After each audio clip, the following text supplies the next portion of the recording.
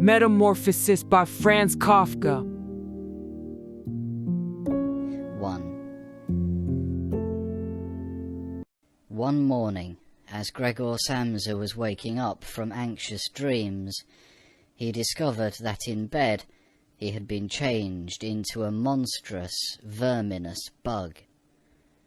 He lay on his armour-hard back and saw, as he lifted his head up a little, his brown, arched abdomen divided up into rigid bow-like sections. From this height, the blanket, just about ready to slide off completely, could hardly stay in place.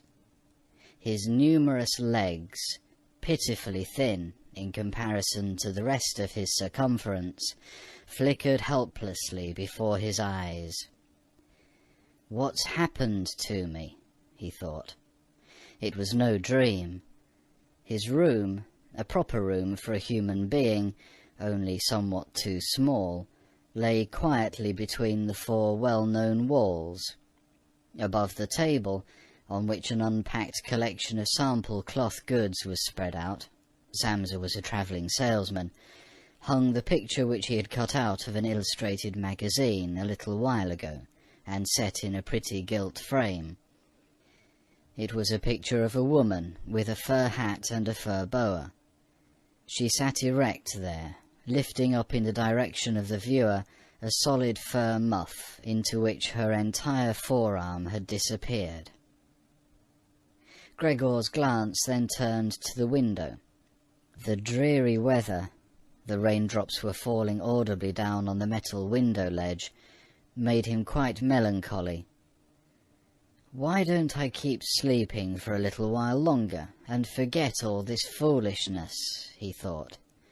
But this was entirely impractical, for he was used to sleeping on his right side, and in his present state he couldn't get himself into this position. No matter how hard he threw himself onto his right side, he always rolled again onto his back. He must have tried it 100 times, closing his eyes so that he would not have to see the wriggling legs, and gave up only when he began to feel a light, dull pain in his side, which he had never felt before. "Oh God," he thought, "what a demanding job I've chosen. Day in, day out on the road.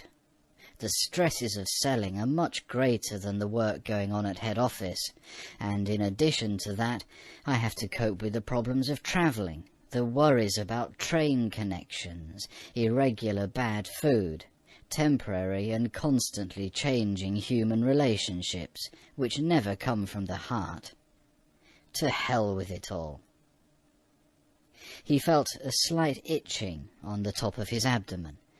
He slowly pushed himself on his back closer to the bedpost so that he could lift his head more easily, found the itchy part, which was entirely covered with small white spots. He didn't know what to make of them, and wanted to feel the place with a leg. But he retracted it immediately, for the contact felt like a cold shower all over him. He slid back again into his earlier position. "This getting up early," he thought, "makes a man quite idiotic. A man must have his sleep. Other travelling salesmen live like harem women. For instance, when I come back to the inn during the course of the morning to write up the necessary orders, these gentlemen are just sitting down to breakfast. If I were to try that with my boss, I'd be thrown out on the spot. Still, who knows whether that mightn't be really good for me. If I didn't hold back for my parents' sake, I'd have quit ages ago. I would have gone to the boss and told him just what I think from the bottom of my heart. He would have fallen right off his desk. How weird it is to sit up at that desk and talk down to the employee from way up there. The boss has trouble hearing, so the employee has to step up quite close to him. Anyway, I haven't completely given up that hope yet. Once I've got together the money to pay off my parents' debt to him, that should take another 5 or 6 years. I'll do it for sure. Then I'll make the big break. In any case, right now I have to get up. My train leaves at 5 o'clock. He looked over at the alarm clock ticking away by the chest of drawers. Good God, he thought. It was 6:30, and the hands were going quietly on. It was past the half hour, already nearly 1:45. Could the alarm have failed to ring? One saw from the bed that it was properly set for 4 o'clock. Certainly it had rung. Yes, but was it possible to sleep through that noise which made the furniture shake? Now, it's true he hadn't slept quietly, but evidently he'd slept all the more deeply. Still, what should he do now? The next train left at 7 o'clock. To catch that one, he would have to go in a mad rush. The sample collection wasn't packed up yet, and he really didn't feel particularly fresh and active. And even if he caught the train, there was no avoiding a blow-up with the boss, because the firm's errand boy would have waited for the 5 o'clock train and reported the news of his absence long ago. He was the boss's minion, without backbone or intelligence. Well then, what if he reported in sick? But that would be extremely embarrassing and suspicious, because during his 5 years' service, Gregor hadn't been sick even once. The boss would certainly come with the doctor from the health insurance company, and would reproach his parents for their lazy son, and cut short all objections with the insurance doctor's comments. For him, everyone was completely healthy, but really lazy about work. And besides, would the doctor in this case be totally wrong? Apart from a really excessive drowsiness after the long sleep, Gregor in fact felt quite well, and even had a really strong appetite. As he was thinking all this over, in the greatest haste, without being able to make the decision to get out of bed, the alarm clock was indicating exactly 7:15, there was a cautious knock on the door by the head of the bed. "Gregor," a voice called. It was his mother. "It's 7:15. Don't you want to be on your way?" The soft voice.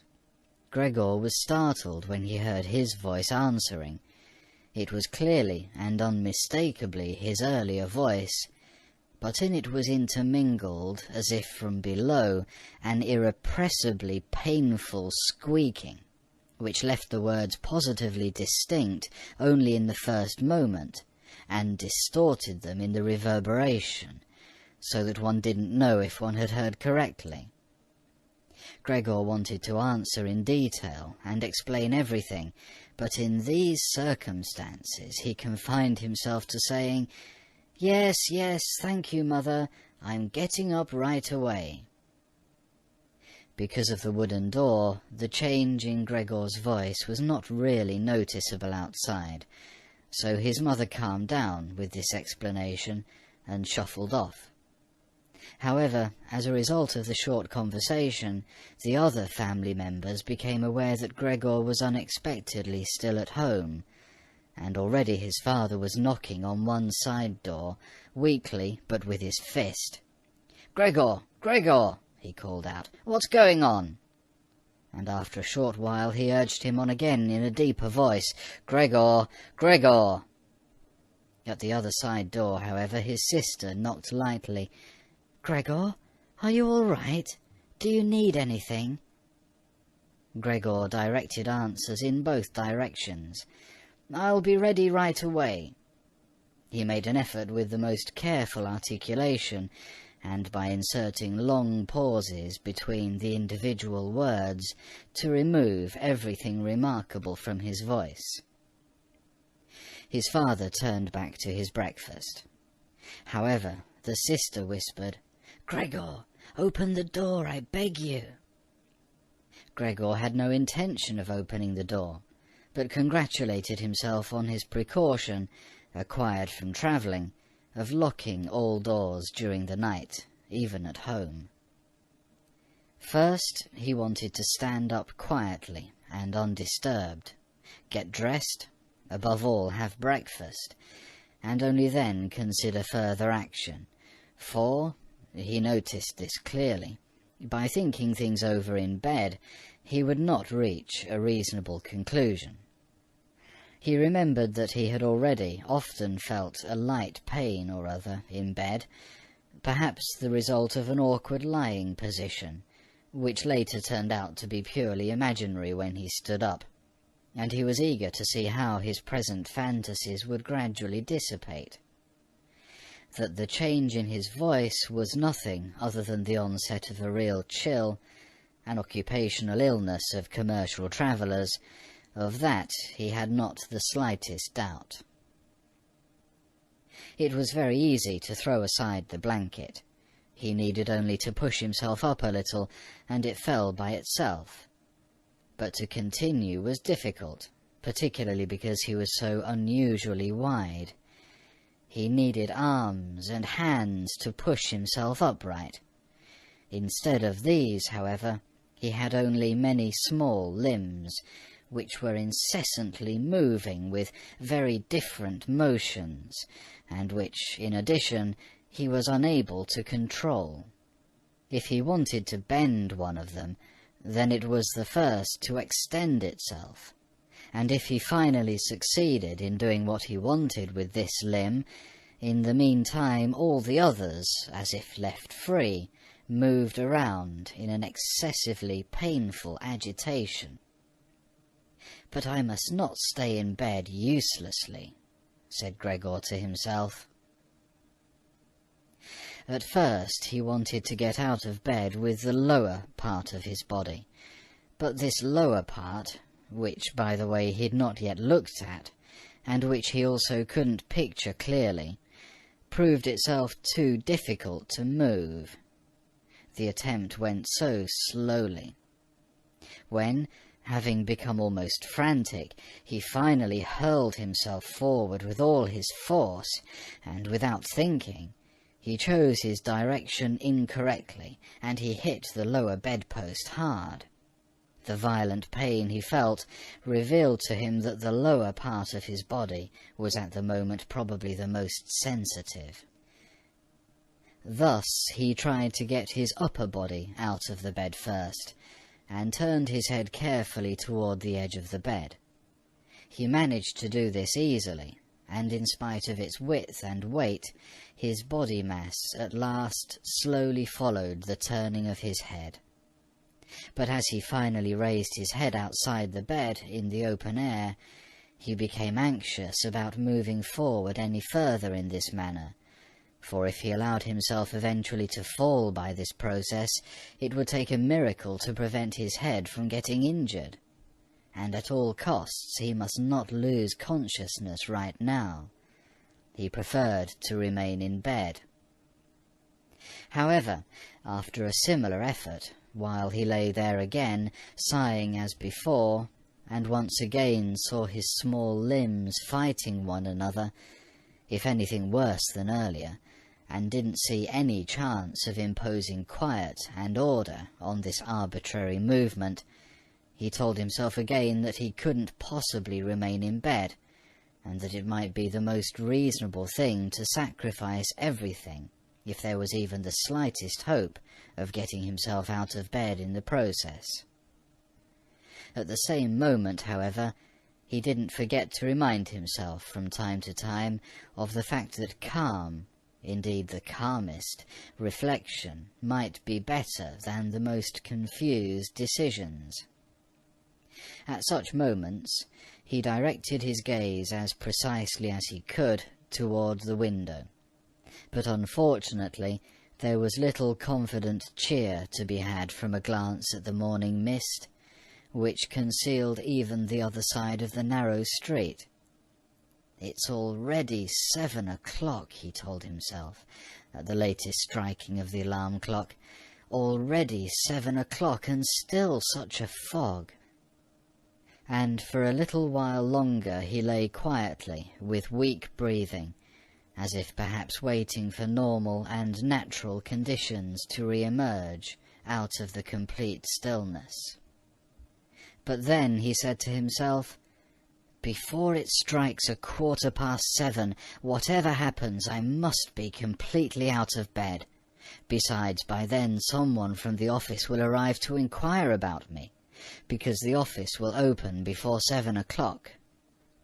And he made an effort then to rock his entire body length out of the bed with a uniform motion. If he let himself fall out of the bed in this way, his head, which in the course of the fall he intended to lift up sharply, would probably remain uninjured. His back seemed to be hard. Nothing would really happen to that as a result of the fall. His greatest reservation was a worry about the loud noise which the fall must create, and which presumably would arouse, if not fright, then at least concern on the other side of all the doors. However, it had to be tried. As Gregor was in the process of lifting himself half out of bed, the new method was more of a game than an effort. He needed only to rock with a constant rhythm. It struck him how easy all this would be if someone were to come to his aid. 2 strong people, he thought of his father and the servant girl, would have been quite sufficient. They would have only had to push their arms under his arched back to get him out of the bed, to bend down with their load, and then merely to exercise patience and care that he completed the flip onto the floor, where his diminutive legs would then, he hoped, acquire a purpose. Now, quite apart from the fact that the doors were locked, should he really call out for help? In spite of all his distress, he was unable to suppress a smile at this idea. He had already got to the point where, by rocking more strongly, he maintained his equilibrium with difficulty, and very soon he would finally have to decide, for in 5 minutes it would be 7:15. Then there was a ring at the door of the apartment. "That's someone from the office," he told himself, and he almost froze while his small limbs only danced around all the faster. For one moment everything remained still. "They aren't opening," Gregor said to himself, caught up in some absurd hope. But of course then, as usual, the servant girl with her firm tread went to the door and opened it. Gregor needed to hear only the first word of the visitor's greeting to recognize immediately who it was, the manager himself. Why was Gregor the only one condemned to work in a firm where, at the slightest lapse, someone immediately attracted the greatest suspicion? Were all the employees then collectively, one and all, scoundrels? Among them there was then no truly devoted person, who, if he failed to use just a couple of hours in the morning for office work, would become abnormal from pangs of conscience, and really be in no state to get out of bed? Was it really not enough to let an apprentice make inquiries, if such questioning was even necessary? Must the manager himself come, and in the process must it be demonstrated to the entire innocent family that the investigation of this suspicious circumstance could be entrusted only to the intelligence of the manager? And more as a consequence of the excited state in which this idea put Gregor than as a result of an actual decision, he swung himself with all his might out of the bed. There was a loud thud, but not a real crash. The fall was absorbed somewhat by the carpet, and, in addition, his back was more elastic than Gregor had thought. For that reason, the dull noise was not quite so conspicuous. But he had not held his head up with sufficient care, and had hit it. He turned his head, irritated and in pain, and rubbed it on the carpet. "Something has fallen in there," said the manager in the next room on the left. Gregor tried to imagine to himself whether anything similar to what was happening to him today could have also happened at some point to the manager. At least one had to concede the possibility of such a thing. However, as if to give a rough answer to this question, the manager now, with a squeak of his polished boots, took a few determined steps in the next room. From the neighbouring room on the right, the sister was whispering to inform Gregor, "Gregor, the manager is here." "I know," said Gregor to himself, but he did not dare make his voice loud enough so that his sister could hear.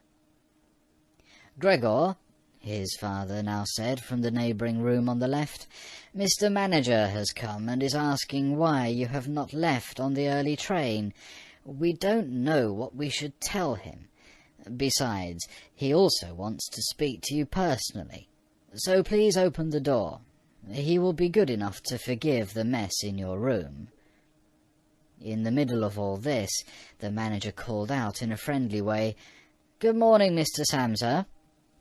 "He's not well," said his mother to the manager, while his father was still talking at the door. "He's not well, believe me, Mr. Manager. Otherwise, how would Gregor miss a train? The young man has nothing in his head except business. I'm almost angry that he never goes out at night. Right now he's been in the city 8 days, but he's been at home every evening. He sits here with us at the table and reads the newspaper quietly, or studies his travel schedules. It's quite a diversion for him to busy himself with fretwork. For instance, he cut out a small frame over the course of 2 or 3 evenings. You'd be amazed how pretty it is. It's hanging right inside the room. You'll see it immediately as soon as Gregor opens the door. Anyway, I'm happy that you're here, Mr. Manager.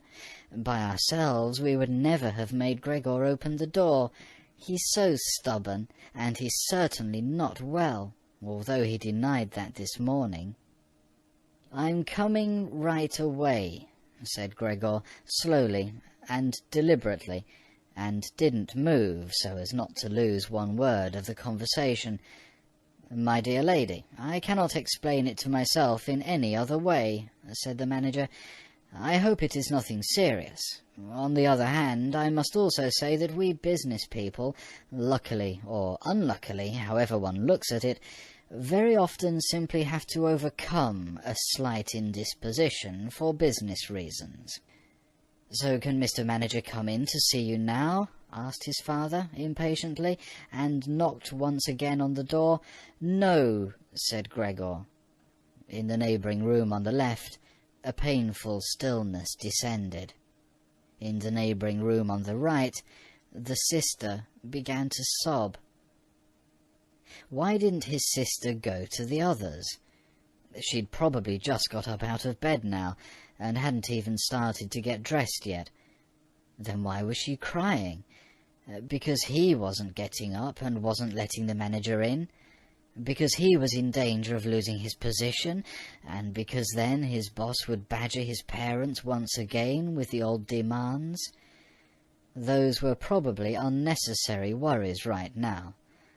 Gregor was still here, and wasn't thinking at all about abandoning his family. At the moment he was lying right there on the carpet, and no one who knew about his condition would have seriously demanded that he let the manager in. But Gregor wouldn't be casually dismissed right away because of this small discourtesy, for which he would find an easy and suitable excuse later on. It seemed to Gregor that it might be far more reasonable to leave him in peace at the moment, instead of disturbing him with crying and conversation. But it was the very uncertainty which distressed the others and excused their behaviour. "Mr. Samsa," the manager was now shouting, his voice raised, "what's the matter? You are barricading yourself in your room. Answer with only a yes or a no. Are you making serious and unnecessary troubles for your parents and neglecting, I mention this only incidentally, your commercial duties in a truly unheard of manner? I'm speaking here in the name of your parents and your employer, and I'm requesting you in all seriousness for an immediate and clear explanation. I'm amazed. I am amazed. I thought I knew you as a calm, reasonable person, and now you appear suddenly to want to start parading round in weird moods. The chief indicated to me earlier this very day a possible explanation for your neglect. It concerned the collection of cash entrusted to you a short while ago, but in truth I almost gave him my word of honour that this explanation could not be correct. However, now I see here your unimaginable pig-headedness, and I'm totally losing any desire to speak up for you in the slightest, and your position is not at all the most secure. Originally I intended to mention all this to you privately, but since you are letting me waste my time here uselessly, I don't know why the matter shouldn't come to the attention of your parents. Your productivity has also been very unsatisfactory recently. Of course, it's not the time of year to conduct exceptional business, we recognise that, but a time of the year for conducting no business, there is no such thing at all, Mr. Samsa, and such a thing must never be. But, Mr. Manager, called Gregor, beside himself, and, in his agitation, forgetting everything else, I'm opening the door immediately, this very moment. A slight indisposition, a dizzy spell, has prevented me from getting up. I'm still lying in bed right now, but I'm quite refreshed once again. I'm in the midst of getting out of bed. Just have patience for a short moment. Things are not going as well as I thought, but things are all right. How suddenly this can overcome someone. Only yesterday evening everything was fine with me. My parents certainly know that. Actually, just yesterday evening I had a small premonition. People must have seen that in me. Why have I not reported that to the office? But people always think that they'll get over sickness without having to stay at home. Mr. Manager, take it easy on my parents. There is really no basis for the criticisms which you are now making against me, and really nobody has said a word to me about that. Perhaps you've not read the latest orders which I shipped. Besides, now I'm getting out on my trip on the 8 o'clock train. The few hours' rest have made me stronger. Mr. Manager, do not stay. I will be in the office in person right away. Please have the goodness to say that, and to convey my respects to the chief. While Gregor was quickly blurting all this out, hardly aware of what he was saying, he had moved close to the chest of drawers, without effort, probably as a result of the practice he had already had in bed, and now he was trying to raise himself up on it. Actually, he wanted to open the door. He really wanted to let himself be seen by and to speak with the manager. He was keen to witness what the others now asking about him would say when they saw him. If they were startled, then Gregor had no more responsibility and could be calm. But if they accepted everything quietly, then he would have no reason to get excited, and if he got a move on, he could really be at the station around 8 o'clock. At first he slid down a few times on the smooth chest of drawers, but at last he gave himself a final swing and stood upright there. He was no longer at all aware of the pains in his lower body, no matter how they might still sting. Now he let himself fall against the back of a nearby chair, on the edge of which he braced himself with his thin limbs. By doing this he gained control over himself and kept quiet, for he could now hear the manager. "Did you understand a single word?" the manager asked his parents. "Is he playing the fool with us?" "For God's sake," cried the mother, nearly in tears, "perhaps he's very ill and we're upsetting him. "Greta, Greta!" she yelled at that point. "Mother?" called the sister from the other side. They were making themselves understood through Gregor's room. "You must go to the doctor right away. Gregor is sick. Hurry to the doctor. Have you heard Gregor speak yet?" "That was an animal's voice," said the manager, remarkably quietly in comparison to the mother's cries. "Anna! Anna!" yelled the father through the hall into the kitchen, clapping his hands. "Fetch a locksmith right away!" The two young women were already running through the hall with swishing skirts. How had his sister dressed herself so quickly, and yanked open the doors of the apartment? One couldn't hear the doors closing at all. They probably had left them open, as is customary in an apartment where a huge misfortune has taken place. However, Gregor had become much calmer. All right, people did not understand his words any more, although they seemed clear enough to him, clearer than previously, perhaps because his ears had got used to them.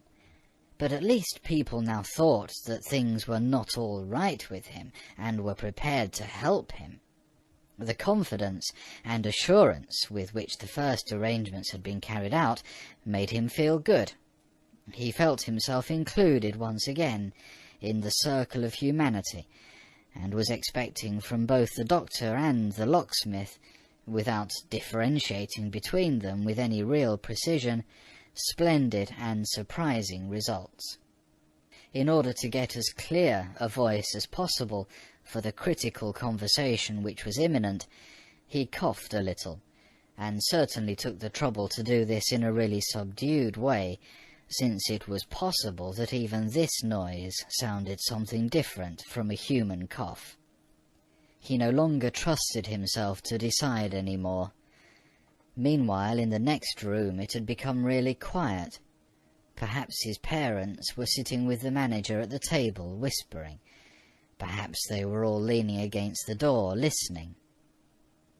Gregor pushed himself slowly towards the door, with the help of the easy chair, let go of it there, threw himself against the door, held himself upright against it. The balls of his tiny limbs had a little sticky stuff on them, and rested there momentarily from his exertion. Then he made an effort to turn the key in the lock with his mouth. Unfortunately, it seemed that he had no real teeth. How then was he to grab hold of the key?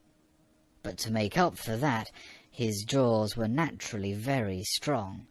With their help he managed to get the key really moving. He didn't notice that he was obviously inflicting some damage on himself, for a brown fluid came out of his mouth, flowed over the key, and dripped onto the floor. "Just listen for a moment," said the manager in the next room. "He's turning the key." For Gregor, that was a great encouragement. But they all should have called out to him, including his father and mother. "Come on, Gregor," they should have shouted. "Keep going, keep working on the lock." Imagining that all his efforts were being followed with suspense, he bit down frantically on the key with all the force he could muster. As the key turned more, he danced round the lock. Now he was holding himself upright only with his mouth, and he had to hang on to the key, or then press it down again with the whole weight of his body, as necessary. The quite distinct click of the lock as it finally snapped really woke Gregor up. Breathing heavily, he said to himself, "So I didn't need the locksmith." And he set his head against the door handle to open the door completely.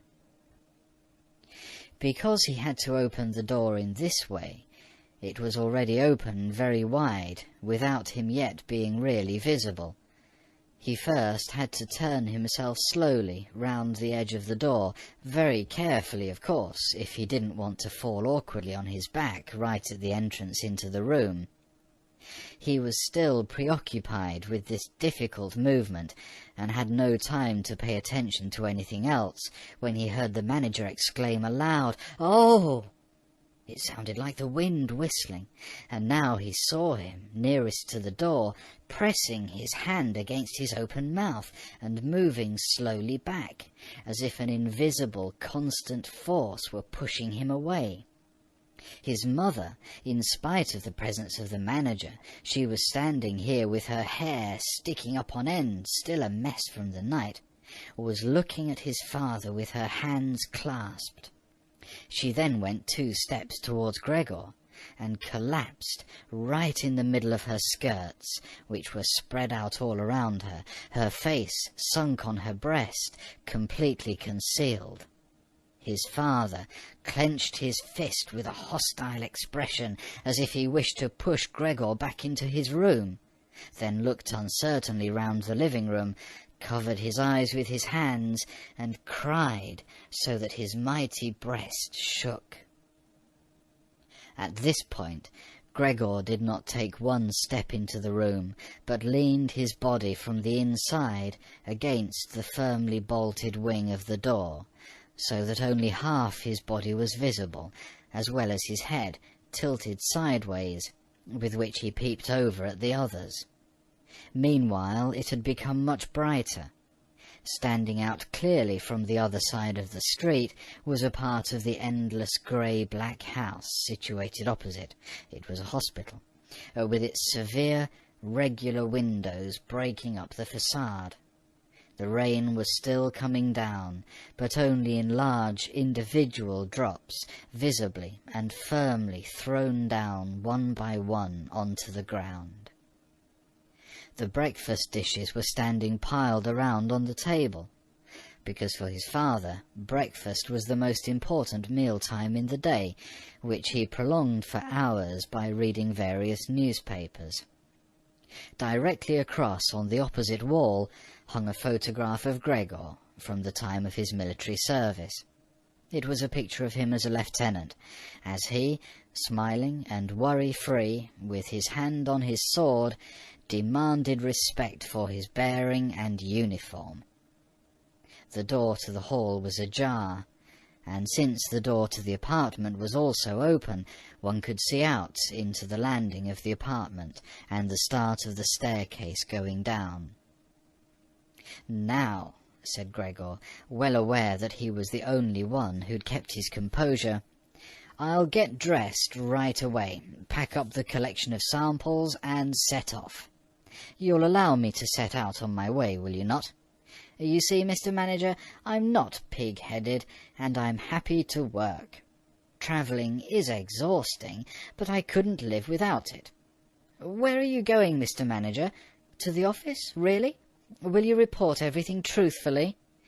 A person can be incapable of work momentarily, but that's precisely the best time to remember the earlier achievements, and to consider that later, after the obstacles have been shoved aside, the person will work all the more eagerly and intensely.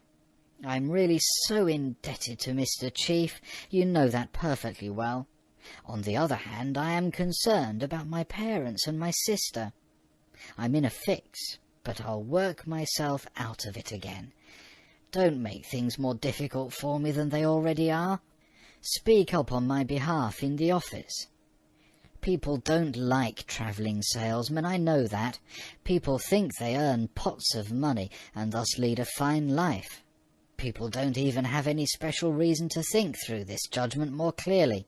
But you, Mr. Manager, you have a better perspective on what's involved than other people. Even, I tell you in total confidence, a better perspective than Mr. Chairman himself, who in his capacity as the employer may let his judgment make casual mistakes at the expense of an employee.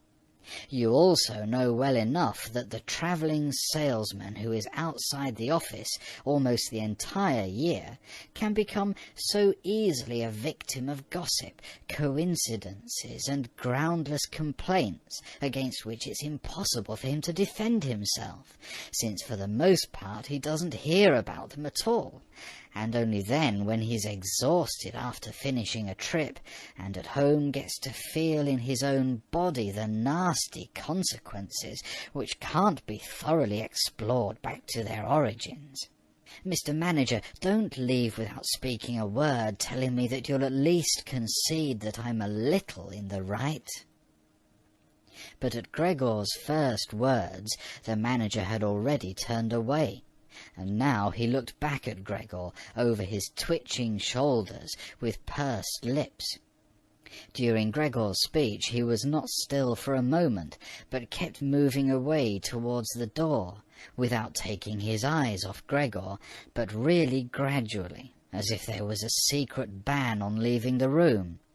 He was already in the hall, and given the sudden movement with which he finally pulled his foot out of the living-room, one would have believed that he'd just burned the sole of his foot.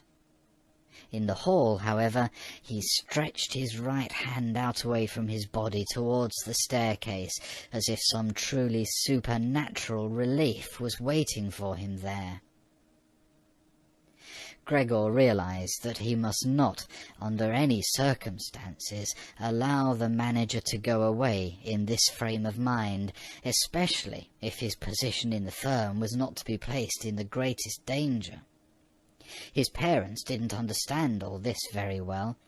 Over the long years they had developed the conviction that Gregor was set up for life in his firm, and, in addition, they had so much to do nowadays with their present troubles that all foresight was foreign to them. But Gregor had this foresight.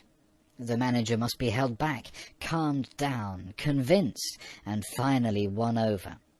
The future of Gregor and his family really depended on it. If only the sister had been there. She was clever. She had already cried while Gregor was still lying quietly on his back, and the manager, this friend of the ladies, would certainly let himself be guided by her. She would have closed the door to the apartment and talked him out of his fright in the hall. But the sister was not even there. Gregor must deal with it himself. Without thinking that as yet he didn't know anything about his present ability to move, and that his speech possibly, indeed probably, had once again not been understood, he left the wing of the door, pushed himself through the opening, and wanted to go over to the manager, who was already holding tight onto the handrail with both hands on the landing in a ridiculous way. But as he looked for something to hold on to, with a small scream, Gregor immediately fell down onto his numerous little legs. Scarcely had this happened when he felt for the first time that morning a general physical well-being. The small limbs had firm floor under them. They obeyed perfectly, as he noticed to his joy, and strove to carry him forward in the direction he wanted. Right away he believed that the final amelioration of all his suffering was immediately at hand. But at the very moment when he lay on the floor, rocking in a restrained manner quite close and directly across from his mother, who had apparently totally sunk into herself, she suddenly sprang right up with her arms spread far apart and her fingers extended, and cried out, "Help! For God's sake, help!" She held her head bowed down as if she wanted to view Gregor better, but ran senselessly back, contradicting that gesture, forgetting that behind her stood the table with all the dishes on it. When she reached the table, she sat down heavily on it, as if absent-mindedly, and did not appear to notice at all that next to her coffee was pouring out onto the carpet in a full stream from the large overturned container. "Mother, mother," said Gregor quietly, looking over towards her. The manager momentarily had disappeared completely from his mind. At the sight of the flowing coffee, Gregor couldn't stop himself snapping his jaws in the air a few times. At that his mother screamed all over again, hurried from the table, and collapsed into the arms of his father, who was rushing towards her. But Gregor had no time right now for his parents. The manager was already on the staircase. His chin level with the banister, the manager looked back for the last time.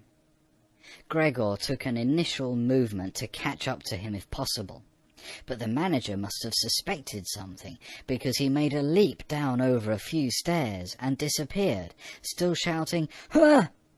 The sound echoed through the entire stairwell. Now, unfortunately, this flight of the manager also seemed to bewilder his father completely. Earlier he'd been relatively calm, for instead of running after the manager himself, or at least not hindering Gregor from his pursuit, with his right hand he grabbed hold of the manager's cane, which he'd left behind with his hat and overcoat on a chair.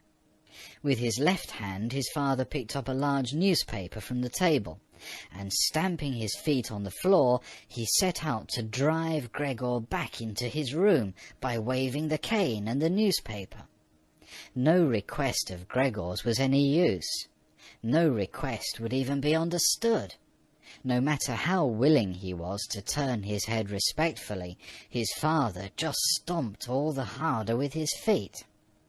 Across the room from him, his mother had pulled open a window, in spite of the cool weather, and leaning out with her hands on her cheeks, she pushed her face far outside the window. Between the alley and the stairwell, a strong draught came up. The curtains on the window flew around. The newspapers on the table swished, and individual sheets fluttered down over the floor. The father relentlessly pressed forward, pushing out sibilants like a wild man. Now Gregor had no practice at all in going backwards. It was really very slow going. If Gregor only had been allowed to turn himself round, he could have been in his room right away, but he was afraid to make his father impatient by the time-consuming process of turning round, and each moment he faced the threat of a mortal blow on his back or his head from the cane in his father's hand. Finally, Gregor had no other option, for he noticed with horror that he did not understand yet how to maintain his direction going backwards. And so he began, amid constantly anxious sideways glances in his father's direction, to turn himself round as quickly as possible, although in truth this was only done very slowly. Perhaps his father noticed his good intentions, for he did not disrupt Gregor in this motion, but with the tip of the cane from a distance he even directed Gregor's rotating movement here and there. If only his father had not hissed so unbearably. Because of that, Gregor totally lost his head. He was already almost totally turned round when, always with this hissing in his ear, he just made a mistake and turned himself back a little. But when he finally was successful in getting his head in front of the door opening, it became clear that his body was too wide to go through any further. Naturally, his father, in his present mental state, had no idea of opening the other wing of the door a bit to create a suitable passage for Gregor to get through. His single fixed thought was that Gregor must get into his room as quickly as possible. He would never have allowed the elaborate preparations that Gregor required to orient himself and thus perhaps get through the door. On the contrary, as if there were no obstacle, and with a peculiar noise, he now drove Gregor forwards. Behind Gregor, the sound at this point was no longer like the voice of only a single father. Now it was really no longer a joke, and Gregor forced himself, come what might, into the door. One side of his body was lifted up. He lay at an angle in the door opening. His one flank was sore with the scraping. On the white door, ugly blotches were left. Soon he was stuck fast, and would have not been able to move any more on his own. The tiny legs on one side hung twitching in the air above, and the ones on the other side were pushed painfully into the floor. Then his father gave him one really strong, liberating push from behind, and he scurried, bleeding severely, far into the interior of his room. The door was slammed shut with the cane, and finally it was quiet. 2. Gregor first woke up from his heavy swoon-like sleep in the evening twilight.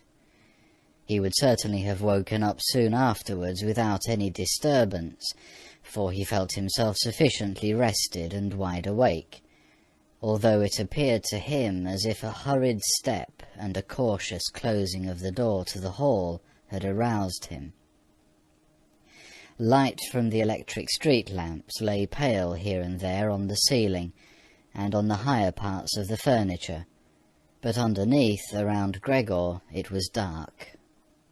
He pushed himself slowly toward the door, still groping awkwardly with his feelers, which he now learned to value for the first time, to check what was happening there. His left side seemed one single long, unpleasantly stretched scar, and he really had to hobble on his 2 rows of legs. In addition, one small leg had been seriously wounded in the course of the morning incident. It was almost a miracle that only one had been hurt, and dragged lifelessly behind. By the door he first noticed what had really lured him there. It was the smell of something to eat.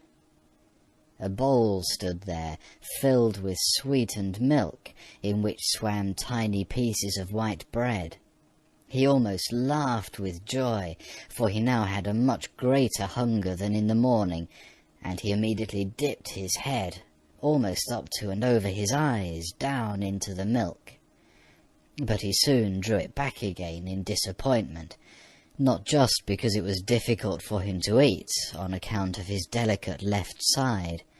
He could eat only if his entire panting body worked in a coordinated way, but also because the milk, which otherwise was his favourite drink, and which his sister had certainly placed there for that reason, did not appeal to him at all. He turned away from the bowl, almost with aversion, and crept back into the middle of the room. In the living room, as Gregor saw through the crack in the door, the gas was lit. But where, on other occasions at this time of day, his father was accustomed to read the afternoon newspaper in a loud voice to his mother, and sometimes also to his sister, at the moment no sound was audible. Now perhaps this reading aloud, about which his sister had always spoken and written to him, had recently fallen out of their general routine, but it was so still all around, in spite of the fact that the apartment was certainly not empty. "What a quiet life the family leads," said Gregor to himself, and as he stared fixedly out in front of him into the darkness, he felt a great pride that he had been able to provide such a life in a beautiful apartment like this for his parents and his sister. But how would things go if now all tranquillity, all prosperity, all contentment should come to a horrible end? In order not to lose himself in such thoughts, Gregor preferred to set himself moving, so he moved up and down in his room. Once during the long evening, one side door and then the other door was opened just a tiny crack and quickly closed again. Someone presumably needed to come in, but had then thought better of it. Gregor immediately took up a position by the living-room door, determined to bring in the hesitant visitor somehow or other, or at least to find out who it might be. But now the door was not opened any more, and Gregor waited in vain. Earlier, when the door had been barred, they had all wanted to come in to him. Now, when he'd opened one door, and when the others had obviously been opened during the day, no one came any more, and the keys were stuck in the locks on the outside. The light in the living room was turned off only late at night, and now it was easy to establish that his parents and his sister had stayed awake all this time, for one could hear clearly as all 3 moved away on tiptoe. Now it was certain that no one would come into Gregor any more until the morning. Thus he had a long time to think undisturbed about how he would reorganize his life from scratch. But the high open room in which he was compelled to lie flat on the floor made him anxious, without his being able to figure out the reason, for he had lived in the room for 5 years. With a half-unconscious turn, and not without a slight shame, he scurried under the couch, where, in spite of the fact that his back was a little cramped, and he could no longer lift up his head, he felt very comfortable, and was sorry only that his body was too wide to fit completely under it. There he remained the entire night, which he spent partly in a state of semi-sleep, out of which his hunger constantly woke him with a start, but partly in a state of worry and murky hopes, which all led to the conclusion that for the time being he would have to keep calm, and with patience and the greatest consideration for his family, tolerate the troubles which in his present condition he was now forced to cause them.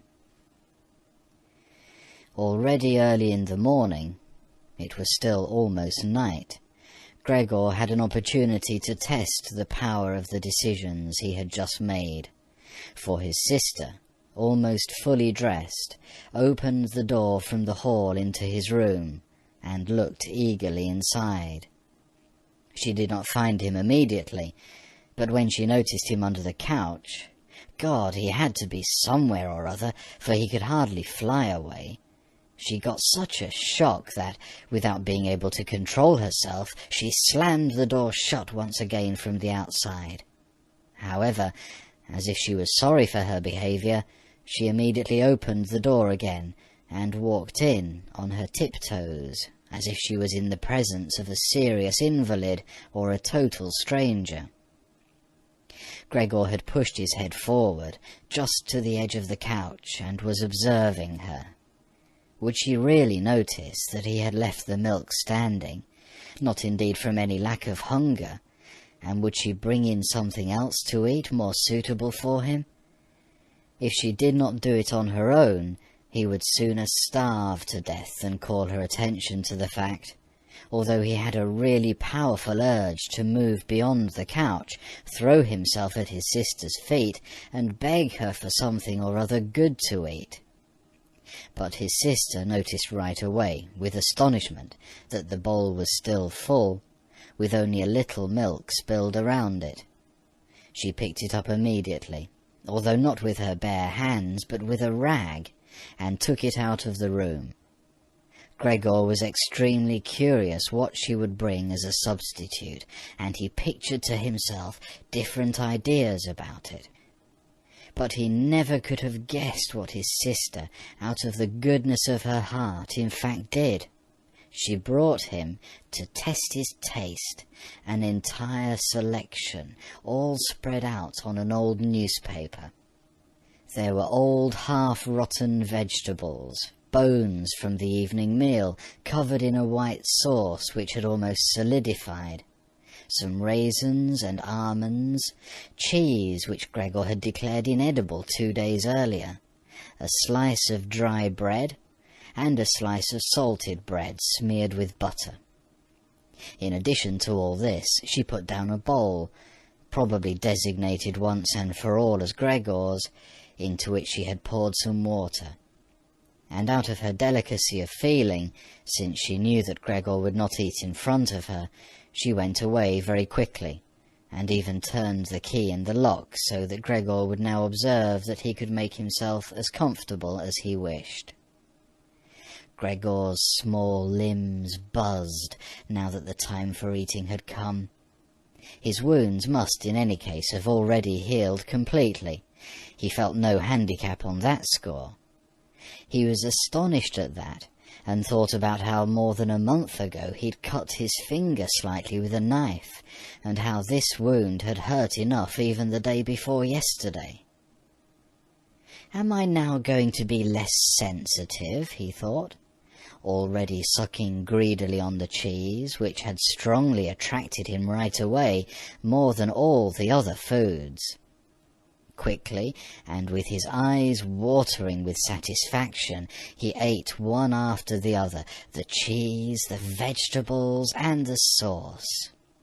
The fresh food, by contrast, didn't taste good to him. He couldn't bear the smell, and even carried the things he wanted to eat a little distance away. By the time his sister slowly turned the key as a sign that he should withdraw, he was long finished, and now lay lazily in the same spot. The noise immediately startled him, in spite of the fact that he was already almost asleep, and he scurried back again under the couch. But it cost him great self-control to remain under the couch, even for the short time his sister was in the room, because his body had filled out somewhat on account of the rich meal, and in the narrow space there he could scarcely breathe.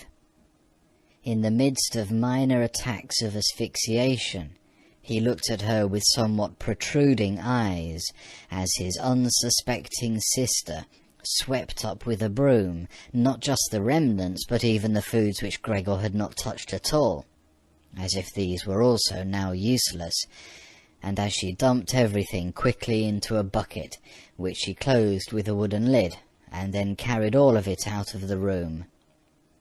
She had hardly turned around before Gregor had already dragged himself out from the couch, stretched out, and let his body expand.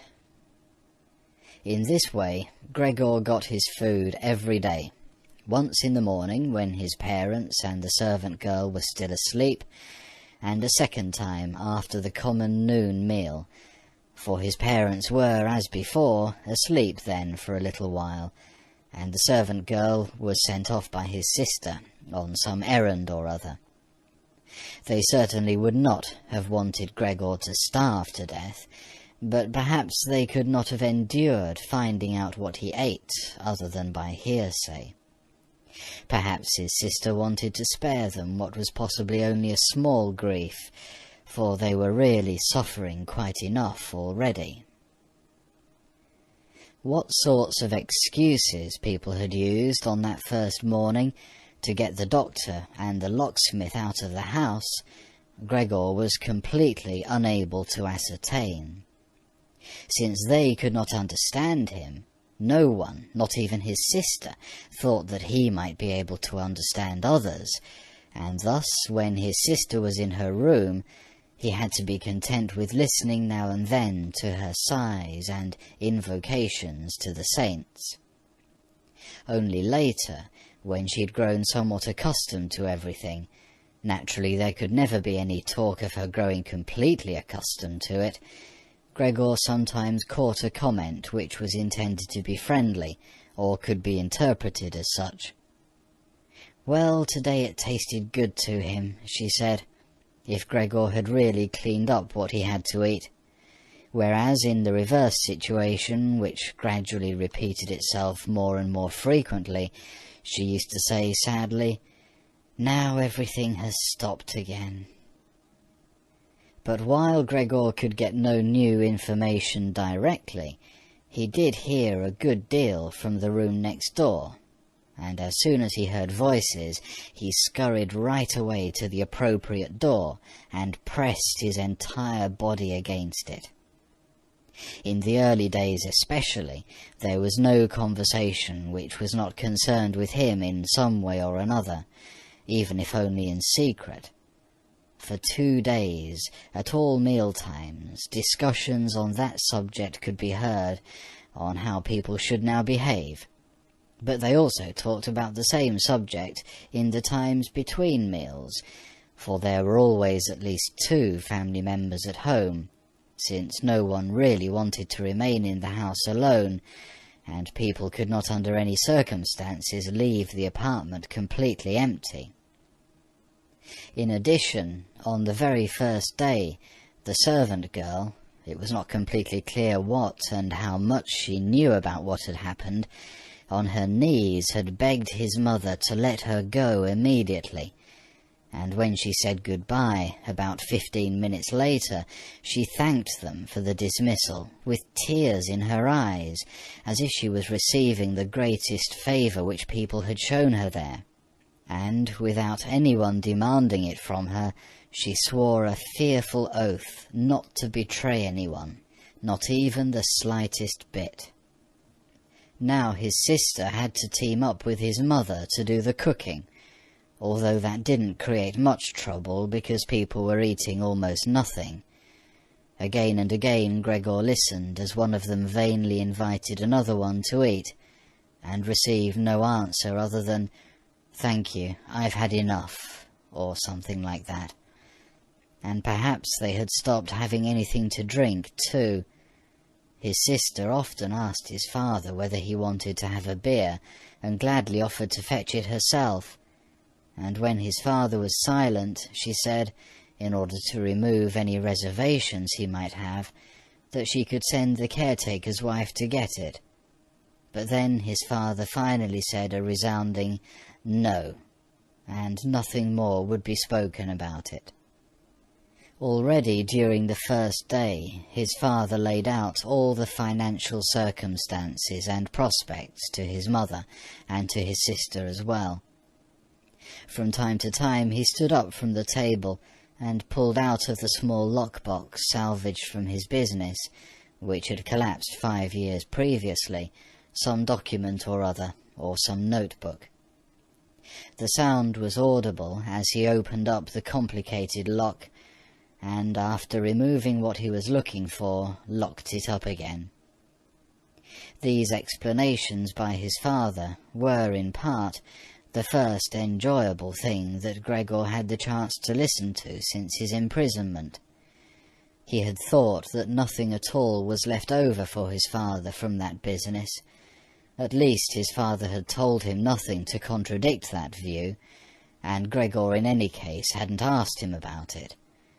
At the time, Gregor's only concern had been to use everything he had in order to allow his family to forget as quickly as possible the business misfortune which had brought them all into a state of complete hopelessness. And so at that point he'd started to work with a special intensity, and from an assistant had become almost overnight a travelling salesman, who naturally had entirely different possibilities for earning money, and whose successes at work were converted immediately into the form of cash commissions, which could be set out on the table at home in front of his astonished and delighted family. Those had been beautiful days, and they had never come back afterwards, at least not with the same splendour, in spite of the fact that Gregor later earned so much money that he was in a position to bear the expenses of the entire family, costs which he in fact did bear. They had become quite accustomed to it, both the family and Gregor as well. They took the money with thanks, and he happily surrendered it. But the special warmth was no longer present. Only the sister had remained still close to Gregor, and it was his secret plan to send her next year to the conservatory, regardless of the great expense which that necessarily involved, and which would be made up in other ways. In contrast to Gregor, she loved music very much, and knew how to play the violin charmingly. Now and then, during Gregor's short stays in the city, the conservatory was mentioned in conversations with his sister, but always only as a beautiful dream, whose realization was unimaginable, and their parents never listened to these innocent expectations with pleasure. But Gregor thought about them with scrupulous consideration, and intended to explain the matter ceremoniously on Christmas Eve. In his present situation, such futile ideas went through his head, while he pushed himself right up against the door and listened. Sometimes in his general exhaustion he couldn't listen any more, and let his head bang listlessly against the door. But he immediately pulled himself together, for even the small sound which he made by this motion was heard nearby, and silenced everyone. "There he goes on again," said his father after a while, clearly turning towards the door, and only then would the interrupted conversation gradually be resumed again. Gregor found out clearly enough, for his father tended to repeat himself often in his explanations, partly because he'd not personally concerned himself with these matters for a long time now, and partly also because his mother didn't understand everything right away the first time, that, in spite all bad luck, a fortune, although a very small one, was available from the old times, which the interest, which had not been touched, had in the intervening time gradually allowed to increase a little. Furthermore, in addition to this, the money which Gregor had brought home every month — he had kept only a few florins for himself — had not been completely spent, and had grown into a small capital amount. Gregor, behind his door, nodded eagerly, rejoicing over this unanticipated foresight and frugality. True, with this excess money he could have paid off more of his father's debt to his employer, and the day on which he could be rid of this position would have been a lot closer, but now things were doubtless better the way his father had arranged them. At the moment, however, this money was not nearly sufficient to permit the family to live on the interest payments. Perhaps it would be enough to maintain the family for 1 or at most 2 years, that's all. Thus it only added up to an amount which one should not really draw upon, and which must be set aside for an emergency. But the money to live on had to be earned. Now, although his father was old, he was a healthy man, who had not worked at all for 5 years, and thus could not be counted on for very much. He had in these 5 years, the first holidays of his trouble-filled but unsuccessful life, put on a good deal of fat, and thus had become really heavy.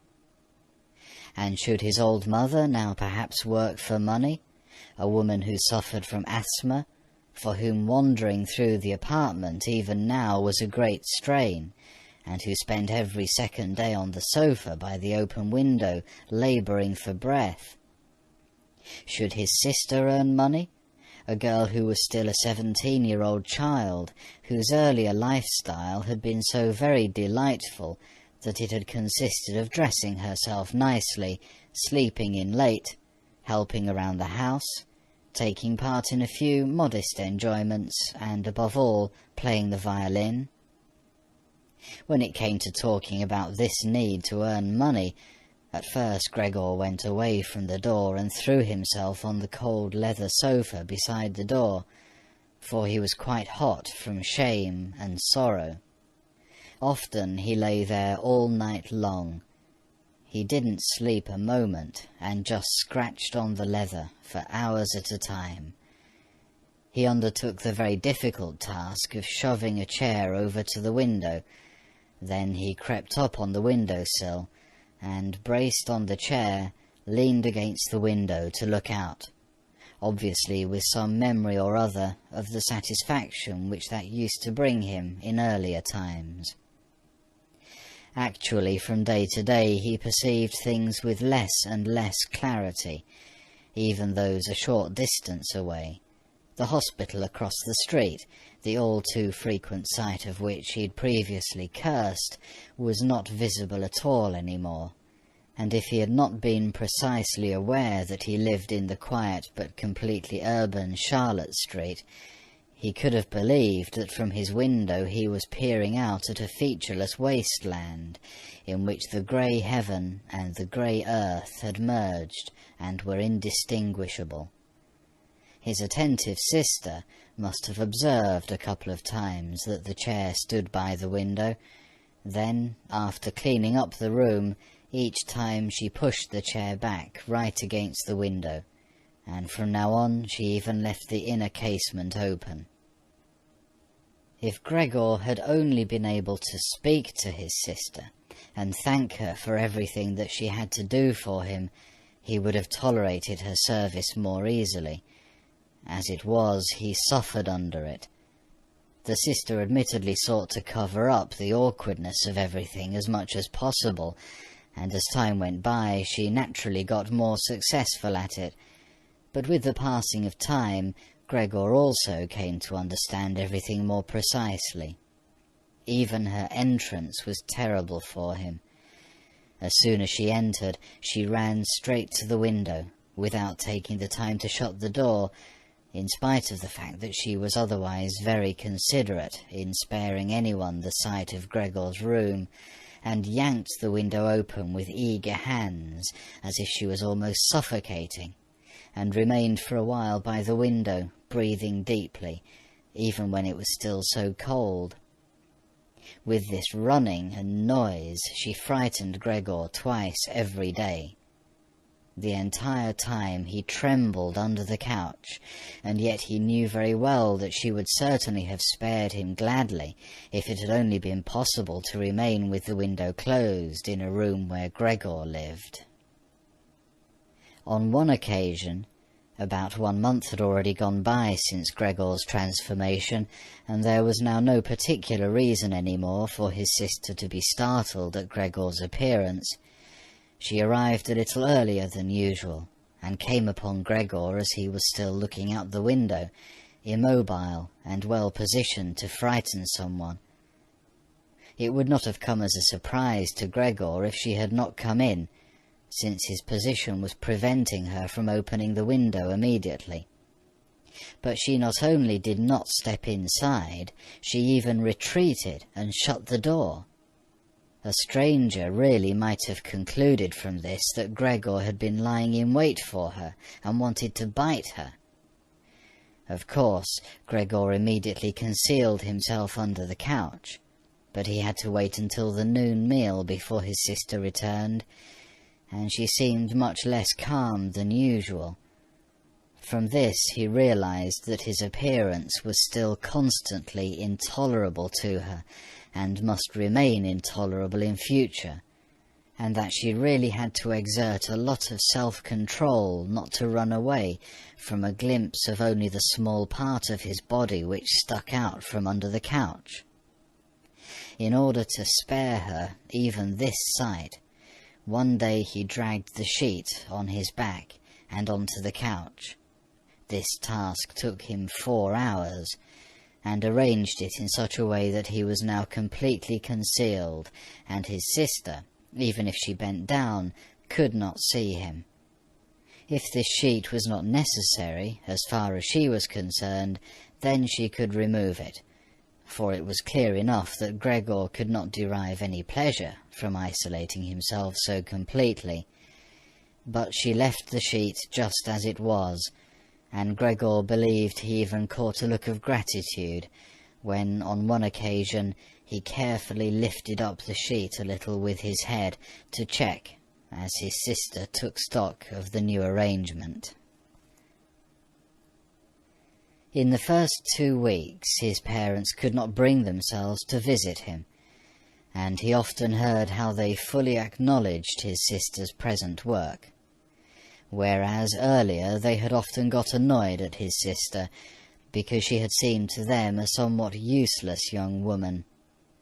However, now both his father and his mother often waited in front of Gregor's door while his sister cleaned up inside, and as soon as she came out she had to explain in detail how things looked in the room, what Gregor had eaten, how he had behaved this time, and whether perhaps a slight improvement was perceptible. In any event, his mother comparatively soon wanted to visit Gregor, but his father and his sister restrained her, at first with reasons which Gregor listened to very attentively, and which he completely endorsed. Later, however, they had to hold her back forcefully, and when she then cried, "Let me go to Gregor, he's my unlucky son. Don't you understand that I have to go to him?" Gregor then thought that perhaps it would be a good thing if his mother came in. Not every day, of course, but maybe once a week. She understood everything much better than his sister, who, in spite of all her courage, was still a child, and in the last analysis had perhaps undertaken such a difficult task only out of childish recklessness. Gregor's wish to see his mother was soon realized. While during the day Gregor, out of consideration for his parents, did not want to show himself by the window, he couldn't crawl around very much on the few square meters of the floor. He found it difficult to bear lying quietly during the night, and soon eating no longer gave him the slightest pleasure. So for diversion, he acquired the habit of crawling back and forth across the walls and ceiling. He was especially fond of hanging from the ceiling. The experience was quite different from lying on the floor. It was easier to breathe. A slight vibration went through his body, and in the midst of the almost happy amusement which Gregor found up there, it could happen that, to his own surprise, he let go and hit the floor. However, now he naturally controlled his body quite differently, and he did not injure himself in such a great fall. His sister noticed immediately the new amusement which Gregor had found for himself, for as he crept around he left behind here and there traces of his sticky stuff, and so she got the idea of making Gregor's creeping around as easy as possible, and thus of removing the furniture which got in the way, especially the chest of drawers and the writing desk. But she was in no position to do this by herself. She did not dare to ask her father to help, and the servant girl would certainly not have assisted her, for although this girl, about 16 years old, had courageously remained since the dismissal of the previous cook, she had begged for the privilege of being allowed to stay permanently confined to the kitchen, and of having to open the door only in answer to a special summons. Thus his sister had no other choice but to involve his mother, while his father was absent. His mother approached Gregor's room with cries of excited joy, but she fell silent at the door. Of course, his sister first checked whether everything in the room was in order. Only then did she let his mother walk in. In great haste Gregor had drawn the sheet down even further and wrinkled it more. The whole thing really looked just like a coverlet thrown carelessly over the couch. On this occasion Gregor held back from spying out from under the sheet. Thus he refrained from looking at his mother this time, and was just happy that she had come. "Come on, he's not visible," said his sister, and evidently led his mother by the hand. Now Gregor listened as these two weak women shifted the still heavy old chest of drawers from its position, and his sister constantly took on herself the greatest part of the work, without listening to the warnings of his mother, who was afraid that she would strain herself. The work lasted a long time. After about a quarter of an hour had already gone by, his mother said it would be better if they left the chest of drawers where it was, because in the first place it was too heavy. They would not be finished before his father's arrival, and leaving the chest of drawers in the middle of the room would block all Gregor's pathways. But in the second place they could not be certain that Gregor would be pleased with the removal of the furniture. To her the reverse seemed to be true. The sight of the empty walls pierced her right to the heart, and why should Gregor not feel the same, since he had been accustomed to the room furnishings for a long time, and in an empty room would feel himself abandoned? "And is it not the case," said his mother, concluding very quietly, almost whispering as if she wished to prevent Gregor, whose exact location she really didn't know, from hearing even the sound of her voice, for she was convinced that he did not understand her words, "and isn't it a fact that by removing the furniture we're showing that we're giving up all hope of an improvement, and are leaving him to his own resources without any consideration? I think it would be best if we tried to keep the room exactly in the condition it was in before, so that when Gregor returns to us, he finds everything unchanged and can forget the intervening time all the more easily." As he heard his mother's words, Gregor realized that the lack of all immediate human contact, together with the monotonous life surrounded by the family over the course of these 2 months, must have confused his understanding, because otherwise he couldn't explain to himself how he, in all seriousness, could have been so keen to have his room emptied. Was he really eager to let the warm room, comfortably furnished with pieces he had inherited, be turned into a cavern, in which he would of course then be able to crawl about in all directions without disturbance, but at the same time with a quick and complete forgetting of his human past as well? Was he then at this point already on the verge of forgetting? And was it only the voice of his mother, which he had not heard for a long time, that had aroused him? Nothing was to be removed, everything must remain. In his condition he could not function without the beneficial influences of his furniture, and if the furniture prevented him from carrying out his senseless crawling about all over the place, then there was no harm in that, but rather a great benefit. But his sister unfortunately thought otherwise. She had grown accustomed, certainly not without justification, so far as the discussion of matters concerning Gregor was concerned, to act as a special expert with respect to their parents, and so now the mother's advice was for his sister sufficient reason to insist on the removal, not only of the chest of drawers and the writing desk, which were the only items she had thought about at first, but also of all the furniture, with the exception of the indispensable couch.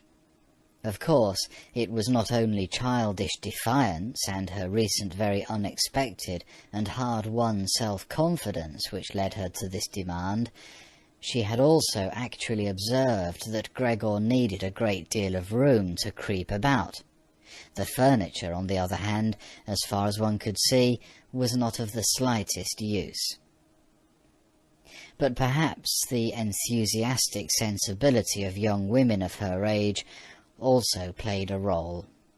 This feeling sought release at every opportunity, and with it Greta now felt tempted to want to make Gregor's situation even more terrifying, so that then she would be able to do even more for him than now. For surely no one except Greta would ever trust themselves to enter a room in which Gregor ruled the empty walls all by himself, and so she did not let herself be dissuaded from her decision by her mother, who in this room seemed uncertain of herself in her sheer agitation, and soon kept quiet, helping his sister with all her energy to get the chest of drawers out of the room. Now Gregor could still do without the chest of drawers if need be, but the writing desk really had to stay, and scarcely had the women left the room with the chest of drawers, groaning as they pushed it, when Gregor stuck his head out from under the sofa to take a look how he could intervene cautiously and with as much consideration as possible.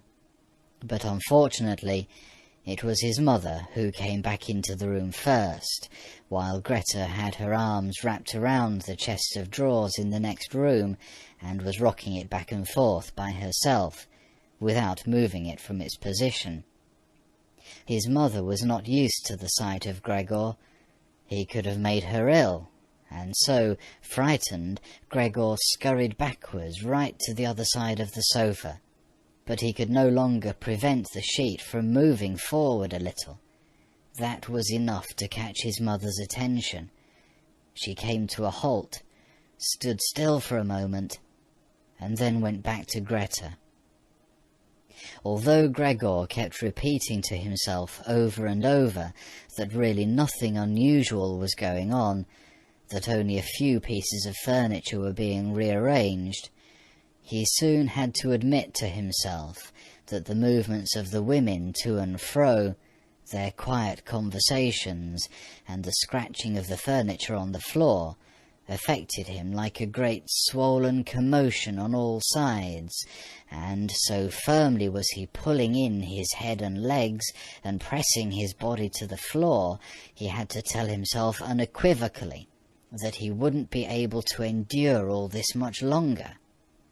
They were cleaning out his room, taking away from him everything he cherished.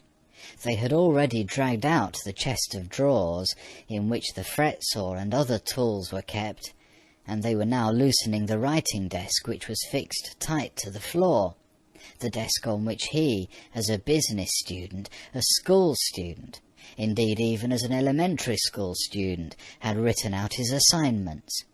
At that moment he really didn't have any more time to check the good intentions of the two women, whose existence he had in any case almost forgotten, because in their exhaustion they were working really silently, and the heavy stumbling of their feet was the only sound to be heard.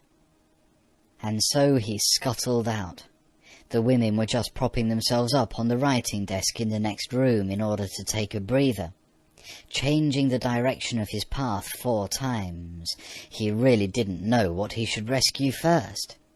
Then he saw hanging conspicuously on the wall, which was otherwise already empty, the picture of the woman dressed in nothing but fur. He quickly scurried up over it and pressed himself against the glass which held it in place, and which made his hot abdomen feel good. At least this picture, which Gregor at the moment completely concealed, surely no one would now take it away. He twisted his head towards the door of the living room to observe the women as they came back in. They had not allowed themselves very much rest, and were coming back right away. Greta had placed her arm around her mother and held her tightly. "So what shall we take now?" said Greta, and looked around her. Then her glance met Gregor's from the wall. She kept her composure only because her mother was there.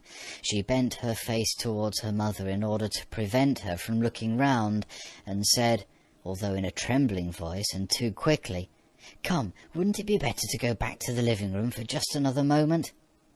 Greta's purpose was clear to Gregor.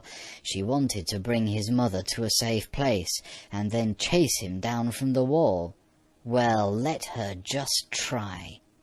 He squatted on his picture, and did not hand it over. He would sooner spring into Greta's face. But Greta's words had immediately made the mother very uneasy. She walked to the side, caught sight of the enormous brown splotch on the flowered wallpaper, and before she became truly aware that what she was looking at was Gregor, screamed out in a high-pitched raw voice, "Oh God! Oh God!" and fell with outstretched arms as if she was surrendering everything, down onto the couch, and lay there motionless. "Gregor, you—" cried out his sister with a raised fist and an urgent glare. Since his transformation, these were the first words which she had directed right at him. She ran into the room next door to bring some spirits or other with which she could revive her mother from her fainting spell. Gregor wanted to help as well. There was time enough to save the picture, but he was stuck fast on the glass and had to tear himself loose forcefully. Then he also scurried into the next room, as if he could give his sister some advice, as in earlier times. But then he had to stand there idly behind her, while she rummaged around among various small bottles. Still, she was frightened when she turned round. The bottle fell onto the floor and shattered. A splinter of glass wounded Gregor in the face. Some corrosive medicine or other dripped over him. Now, without lingering any longer, Greta took as many small bottles as she could hold and ran with them into her mother. She slammed the door shut with her foot. Gregor was now shut off from his mother, who was perhaps near death, thanks to him. He could not open the door, and he did not want to chase away his sister, who had to remain with her mother. At this point he had nothing to do but wait, and overwhelmed with self-reproach and worry, he began to creep and crawl over everything, walls, furniture, and ceiling. Finally, in his despair, as the entire room started to spin around him, he fell onto the middle of the large table. A short time elapsed. Gregor lay there limply. All around was still. Perhaps that was a good sign. Then there was a ring at the door. The servant girl was naturally shut up in her kitchen, and therefore Greta had to go to open the door. The father had arrived. "What's happened?" were his first words. Greta's appearance had told him everything. Greta replied with a dull voice. Evidently she was pressing her face against her father's chest. "Mother fainted, but she's getting better now. Gregor has broken loose." "Yes, I have expected that," said his father. "I always told you that, but you women don't want to listen." It was clear to Gregor that his father had badly misunderstood Greta's short message, and was assuming that Gregor had committed some violent crime or other. Thus Gregor now had to find his father to calm him down, for he had neither the time nor the ability to explain things to him. And so he rushed away to the door of his room and pushed himself against it, so that his father could see right away as he entered from the hall that Gregor fully intended to return at once to his room, and that it was not necessary to drive him back, but that one only needed to open the door and he would disappear immediately. But his father was not in the mood to observe such niceties. "Ah!" he yelled as soon as he entered, with a tone as if he were all at once angry and pleased. Gregor pulled his head back from the door and raised it in the direction of his father. He had not really pictured his father as he now stood there. Of course, what with his new style of creeping all around, he had in the past while neglected to pay attention to what was going on in the rest of the apartment, as he had done before, and really should have grasped the fact that he would encounter different conditions. Nevertheless, was that still his father? Was that the same man who had lain exhausted and buried in bed in earlier days when Gregor was setting out on a business trip?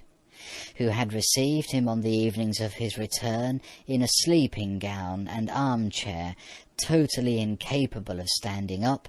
Who had only lifted his arm as a sign of happiness, and who in their rare strolls together, a few Sundays a year, and on the important holidays, made his way slowly forwards between Gregor and his mother, who themselves moved slowly, always a bit more slowly than them, bundled up in his old coat, all the time setting down his walking-stick carefully, and who, when he had wanted to say something, almost always stood still and gathered his entourage around him.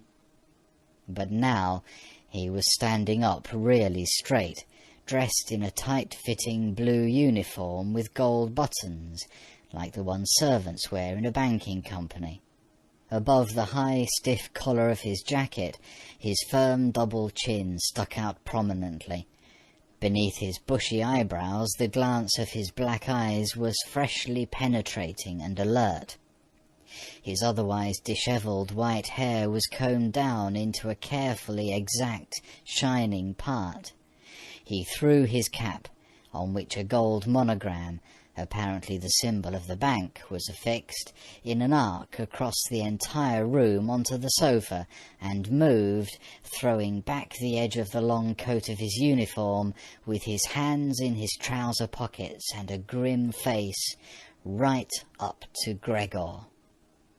He really didn't know what he had in mind, but he raised his foot uncommonly high anyway, and Gregor was astonished at the gigantic size of the sole of his boot. However, He did not linger on that point, for he knew from the first day of his new life that, as far as he was concerned, his father considered the greatest force the only appropriate response. And so he scurried away from his father, stopped when his father remained standing, and scampered forward again when his father merely stirred. And in this way they made their way round the room repeatedly, without anything decisive taking place. In fact, because of the slow pace, it didn't look like a chase. Gregor remained on the floor for the time being, especially since he was afraid that his father could take a flight up onto the wall or the ceiling as an act of real malice. At any event, Gregor had to tell himself that he couldn't keep up this running round for a long time, because whenever his father took a single step, he had to go through an enormous number of movements. Already he was starting to suffer from a shortage of breath, just as in his earlier days when his lungs had been quite unreliable. As he now staggered around in this way in order to gather all his energies for running, hardly keeping his eyes open, and feeling so listless that he had no notion at all of any escape other than by running, and had almost already forgotten that the walls were available to him, although they were obstructed by carefully carved furniture full of sharp objects and spikes. At that moment, something or other thrown casually flew down close by and rolled in front of him. It was an apple. Immediately a second one flew after it. Gregor stood still in fright. Further running away was useless, for his father had decided to bombard him. From the fruit bowl on the sideboard his father had filled his pockets, and now, without for the moment taking accurate aim, he was throwing apple after apple. These small red apples rolled around on the floor as if electrified, and collided with each other. A weakly thrown apple grazed Gregor's back, but skidded off harmlessly. However, another, thrown immediately after that one, drove into Gregor's back really hard. Gregor wanted to drag himself off, as if the unexpected and incredible pain would go away if he changed his position. But he felt as if he was nailed in place, and lay stretched out completely confused in all his senses. Only with his final glance did he notice how the door of his room was pulled open, and how, right in front of his sister, who was yelling, his mother ran out in her undergarments, for his sister had undressed her in order to give her some freedom to breathe in her fainting spell, and how his mother then ran up to his father. On the way her tied-up skirts slipped toward the floor one after the other, and how, tripping over her skirts, she hurled herself onto his father, and throwing her arms around him in complete union with him. But at this moment Gregor's powers of sight gave way, as her hands reached to the back of his father's head, and she begged him to spare Gregor's life. 3. Gregor's serious wound, from which he suffered for over a month, since no one ventured to remove the apple, it remained in his flesh as a visible reminder, seemed by itself to have reminded the father that, in spite of his present unhappy and hateful appearance, Gregor was a member of the family, something one should not treat as an enemy, and that it was, on the contrary, a requirement of family duty to suppress one's aversion and to endure. Nothing else, just endure. And if through his wound Gregor had now apparently lost for good his ability to move, and for the time being needed many, many minutes to crawl across his room, like an aged invalid, so far as creeping up high was concerned, that was unimaginable. Nevertheless, for this worsening of his condition, in his opinion, he did get completely satisfactory compensation, because every day towards evening the door to the living room, which he was in the habit of keeping a sharp eye on even 1 or 2 hours beforehand, was opened, so that he, lying in the darkness of his room, invisible from the living room, could see the entire family at the illuminated table and listen to their conversation, to a certain extent with their common permission, a situation quite different from what had happened before. Of course, it was no longer the animated social interaction of former times, which Gregor in small hotel rooms had always thought about with a certain longing. When tired out, he had had to throw himself into the damp bedclothes. For the most part, what went on now was very quiet. After the evening meal, the father fell asleep quickly in his armchair. The mother and sister talked guardedly to each other in the stillness. Bent far over, the mother sewed fine undergarments for a fashion shop. The sister, who had taken on a job as a salesgirl, in the evening studied stenography and French, so as perhaps later to obtain a better position. Sometimes the father woke up, and, as if he was quite ignorant that he'd been asleep, said to the mother, "How long have you been sewing today?" and went right back to sleep, while the mother and the sister smiled tiredly to each other. With a sort of stubbornness, the father refused to take off his servant's uniform, even at home, and while his sleeping gown hung unused on the coat hook, the father dozed completely dressed in his place, as if he was always ready for his responsibility, and even here was waiting for the voice of his superior.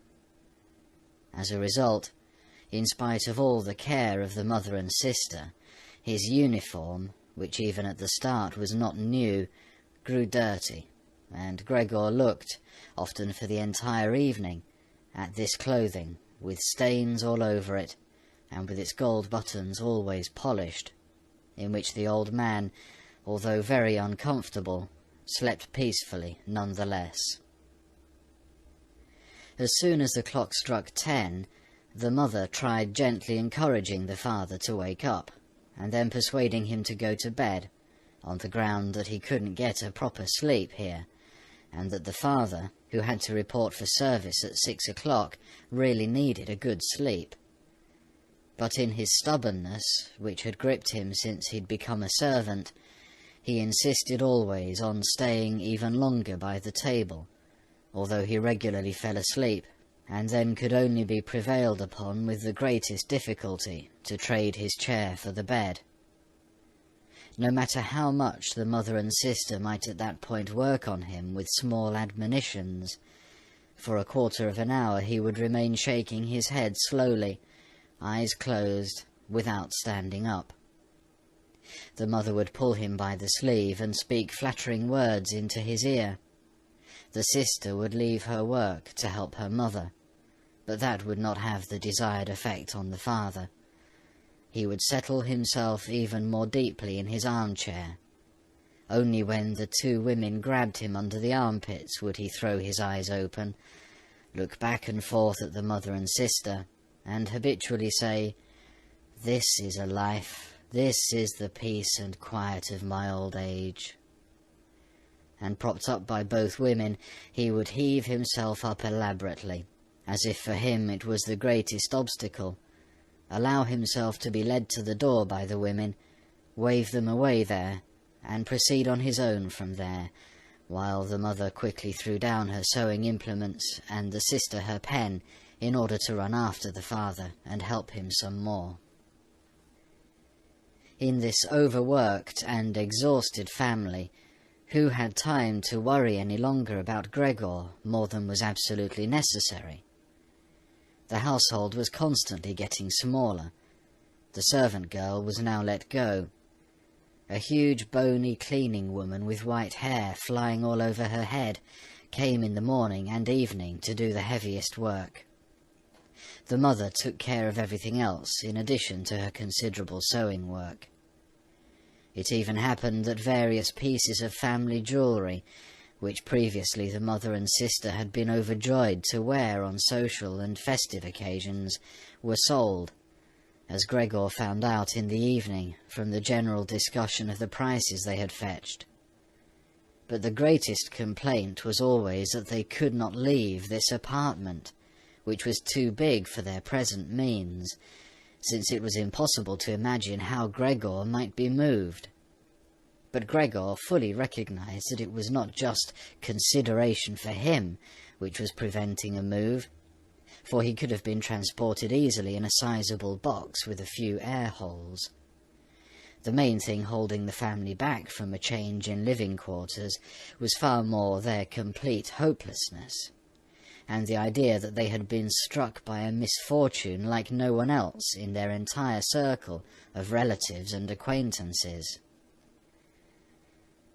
What the world demands of poor people, they now carried out to an extreme degree.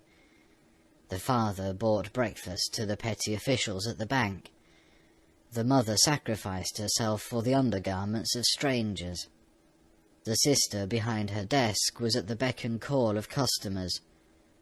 But the family's energies did not extend any further, and the wound in his back began to pain Gregor all over again, when now mother and sister, after they had escorted the father back to bed, came back, let their work lie, moved close together, and sat cheek to cheek, and when his mother would now say, pointing to Gregor's room, "Close the door, Greta," and when Gregor was again in the darkness, while close by the women mingled their tears, or, quite dry-eyed, stared at the table.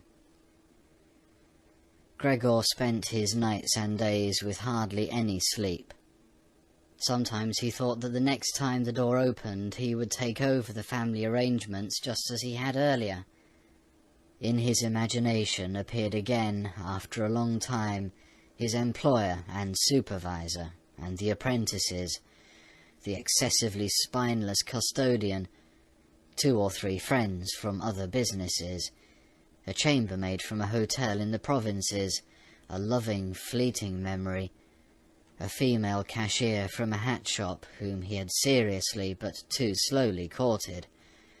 They all appeared mixed in with strangers, or people he had already forgotten, but instead of helping him and his family, they were all unapproachable, and he was happy to see them disappear. But then he was in no mood to worry about his family. He was filled with sheer anger over the wretched care he was getting, even though he couldn't imagine anything which he might have an appetite for. Still, he made plans about how he could take from the larder what he at all account deserved, even if he wasn't hungry, without thinking any more about how they might be able to give Gregor special pleasure. The sister now kicked some food or other very quickly into his room in the morning and at noon, before she ran off to her shop, and in the evening, quite indifferent to whether the food had perhaps only been tasted or, what happened most frequently, remained entirely undisturbed, she whisked it out with one sweep of her broom. The task of cleaning his room, which she now always carried out in the evening, could not be done any more quickly. Streaks of dirt ran along the walls. Here and there lay tangles of dust and garbage. At first, when his sister arrived, Gregor positioned himself in a particularly filthy corner, in order with this posture to make something of a protest. But he could have well stayed there for weeks without his sister's changing her ways. In fact, she perceived the dirt as much as he did, but she had decided just to let it stay. In this business, with a touchiness which was quite new to her, and which had generally taken over the entire family, she kept watch to see that the cleaning of Gregor's room remained reserved for her. Once his mother had undertaken a major cleaning of Gregor's room, which she had only completed successfully after using a few buckets of water. but the extensive dampness made Gregor sick, and he lay supine, embittered and immobile on the couch. However, the mother's punishment was not delayed for long, for in the evening the sister had hardly observed the change in Gregor's room before she ran into the living-room, mightily offended, and in spite of her mother's hand lifted high in entreaty, broke out into a fit of crying. Her parents, the father had of course woken up with a start in his armchair, at first looked at her astonished and helpless, until they started to get agitated. Turning to his right, the father heaped reproaches on the mother that she was not to take over the cleaning of Gregor's room from the sister, and turning to his left, he shouted at the sister that she would no longer be allowed to clean Gregor's room ever again, while the mother tried to pull the father, beside himself in his excitement, into the bedroom. The sister, shaken by her crying fit, pounded on the table with her tiny fists, and Gregor hissed at all this, angry that no one thought about shutting the door and sparing him the sight of this commotion.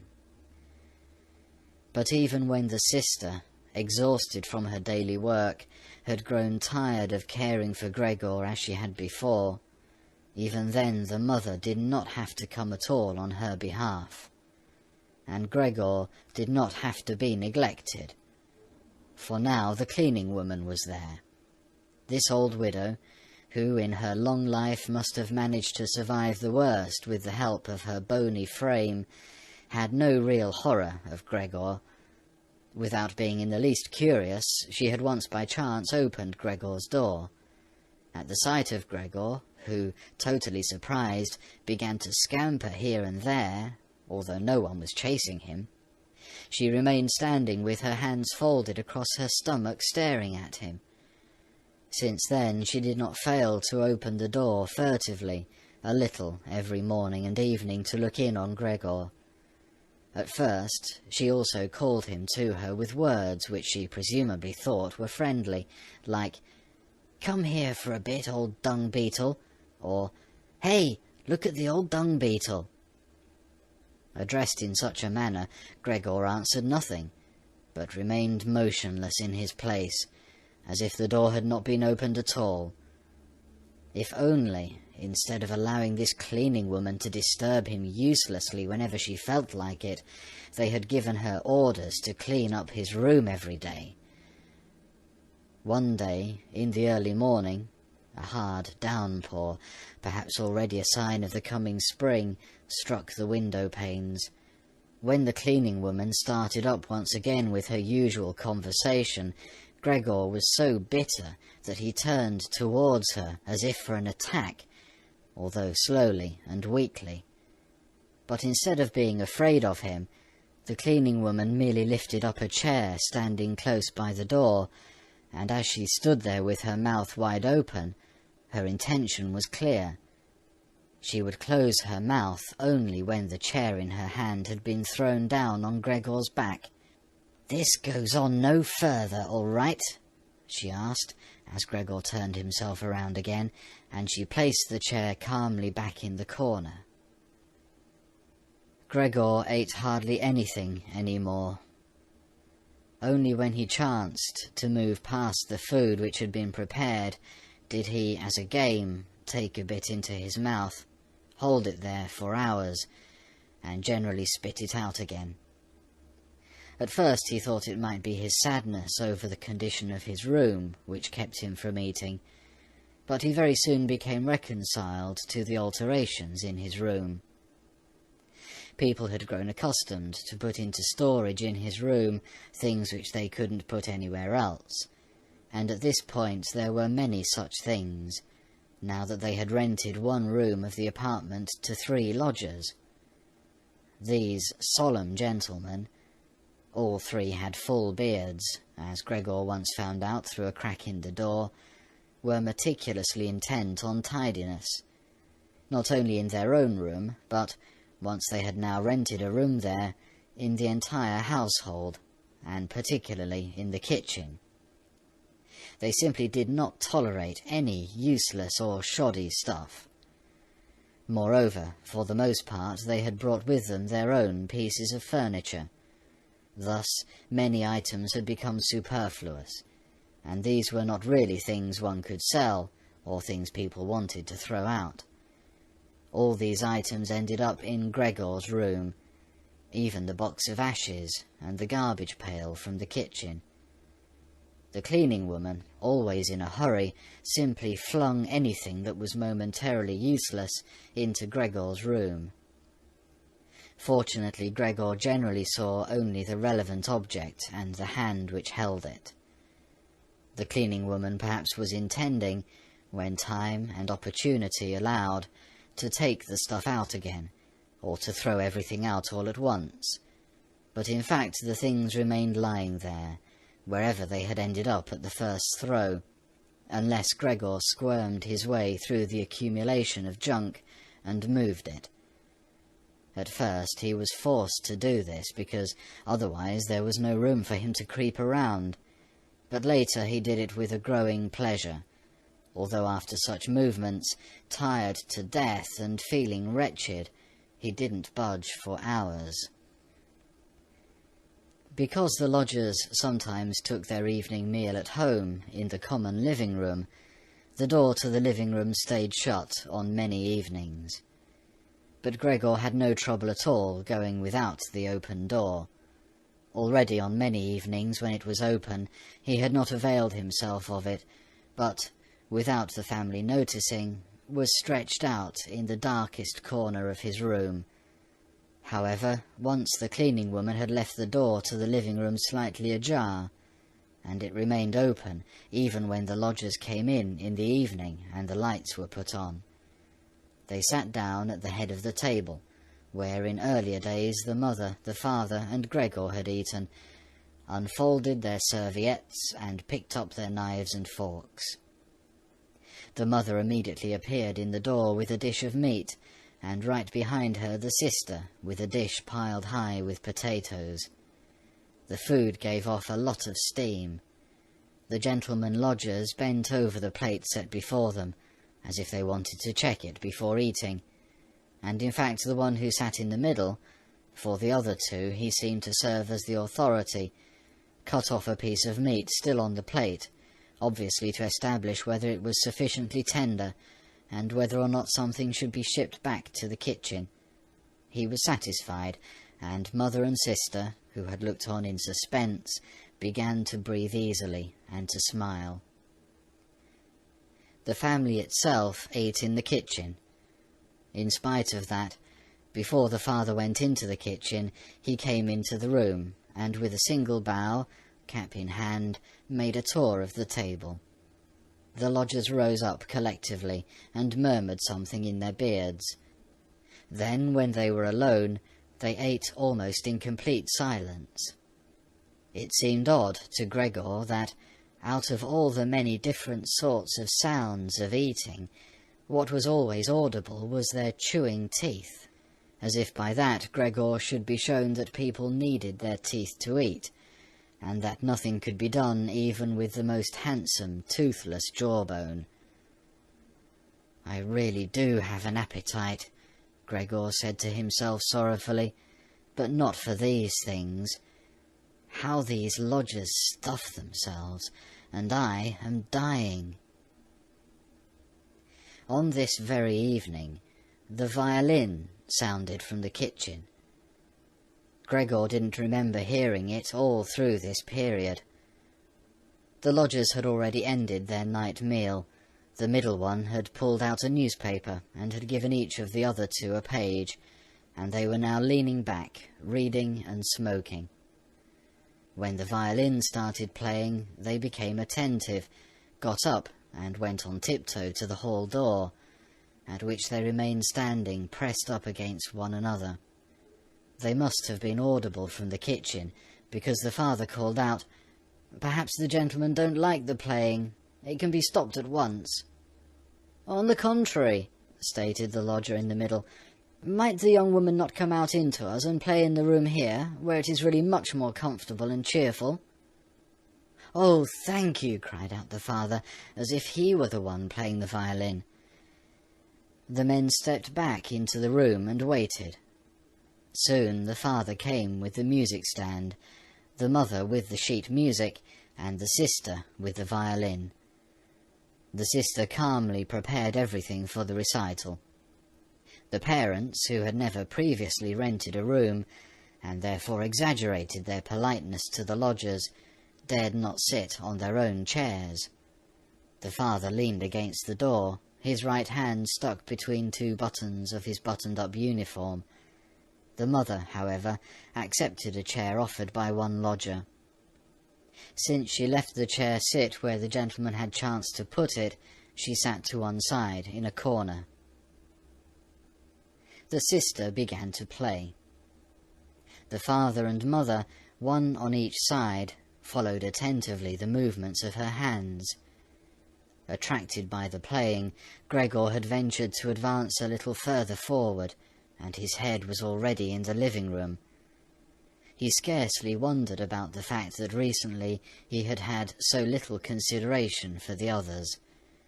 Earlier this consideration had been something he was proud of, and for that very reason he would have had at this moment more reason to hide away, because as a result of the dust which lay all over his room and flew around with the slightest movement, he was totally covered in dirt. On his back and his sides he carted around with him dust, threads, hair, and remnants of food. His indifference to everything was much too great for him to lie on his back and scour himself on the carpet, as he often had done earlier during the day. In spite of his condition, he had no timidity about inching forward a bit on the spotless floor of the living-room. In any case, no one paid him any attention. The family was all caught up in the violin playing.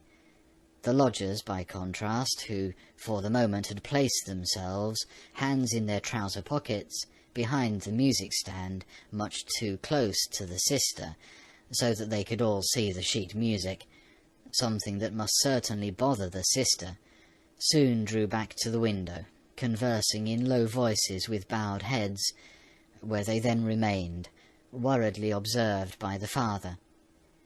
It now seemed really clear that, having assumed they were to hear a beautiful or entertaining violin recital, they were disappointed, and were allowing their peace and quiet to be disturbed only out of politeness.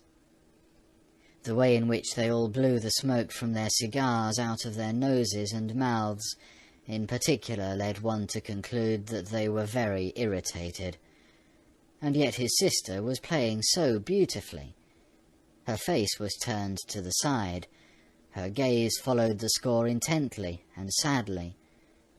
Gregor crept forward still a little further, keeping his head close against the floor, in order to be able to catch her gaze if possible. Was he an animal, that music so captivated him? For him, it was as if the way to the unknown nourishment he craved was revealing itself. He was determined to press forward right to his sister, to tug at her dress, and to indicate to her in this way that she might still come with her violin into his room, because here no one valued the recital as he wanted to value it. He did not wish to let her go from his room any more, at least not as long as he lived. His frightening appearance would for the first time become useful for him. He wanted to be at all the doors of his room simultaneously, and snarl back at the attackers. However, his sister should not be compelled, but would remain with him voluntarily. She would sit next to him on the sofa, bend down her ear to him, and he would then confide in her that he firmly intended to send her to the conservatory, and that, if his misfortune had not arrived in the interim, he would have declared all this last Christmas. Had Christmas really already come and gone? And would have brooked no argument.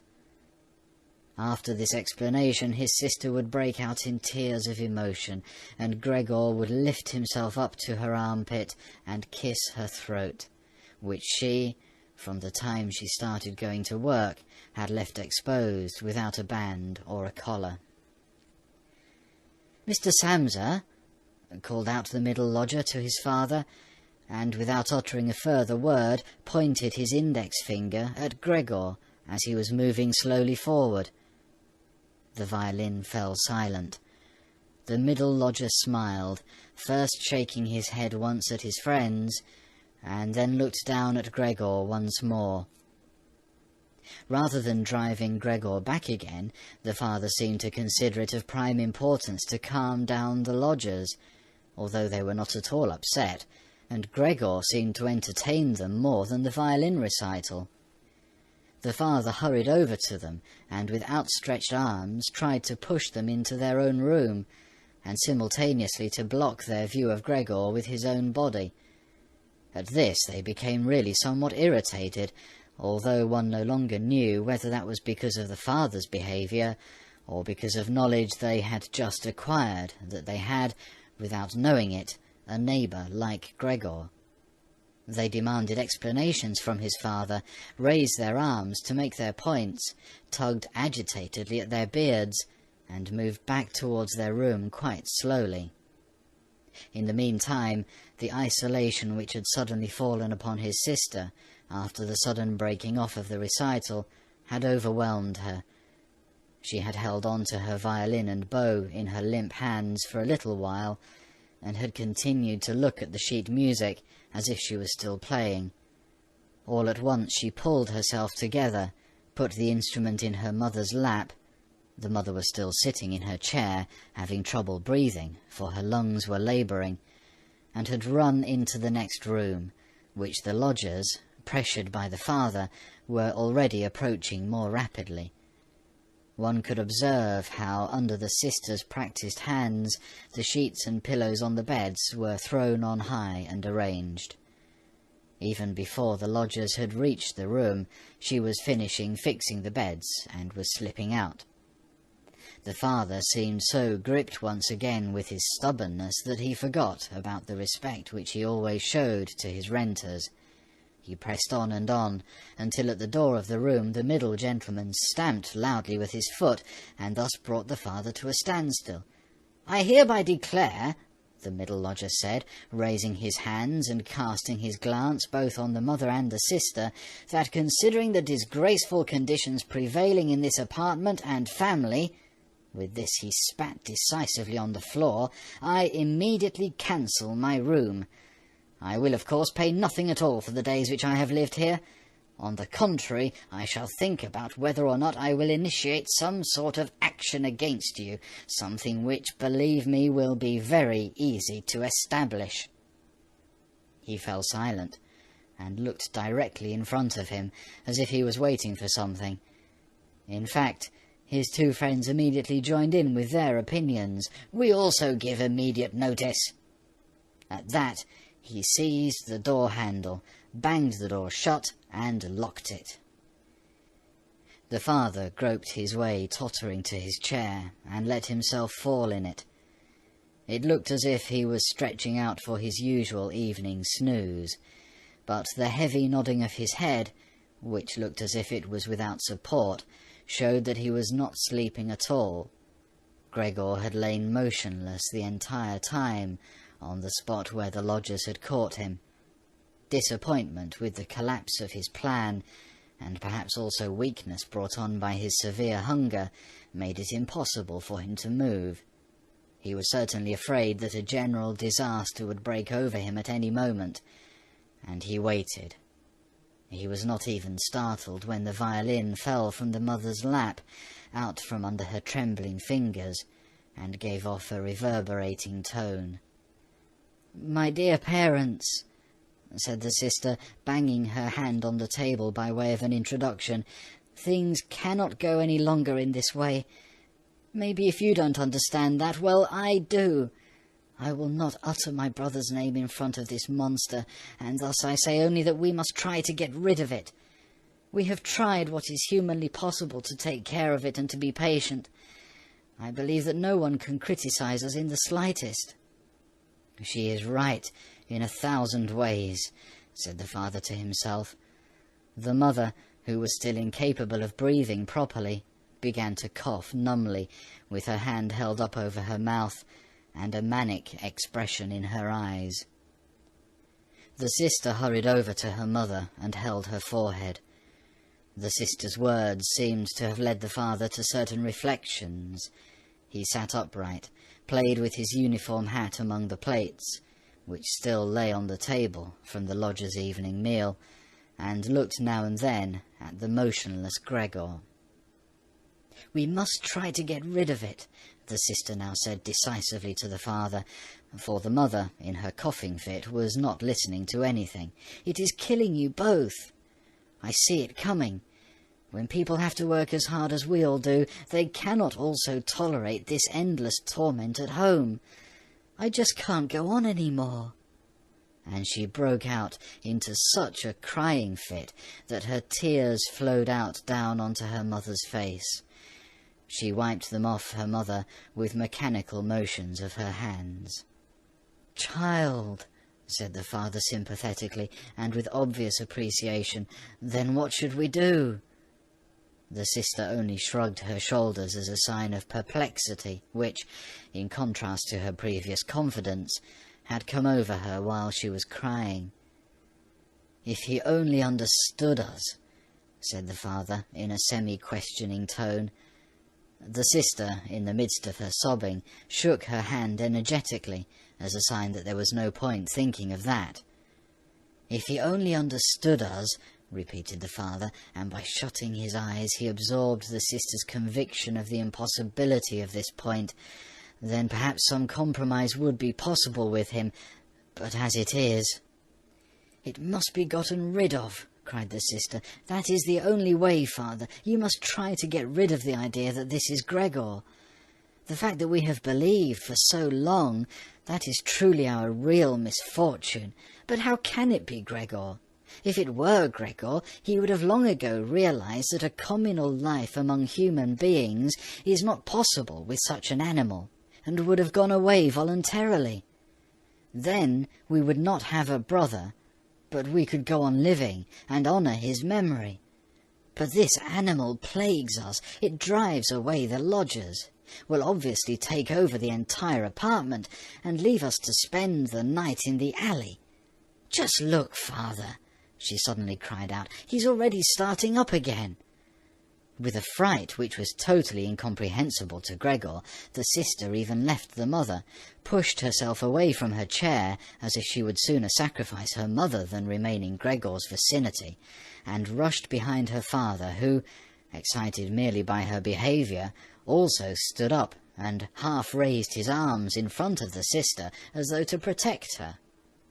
But Gregor did not have any notion of wishing to create problems to anyone, and certainly not for his sister.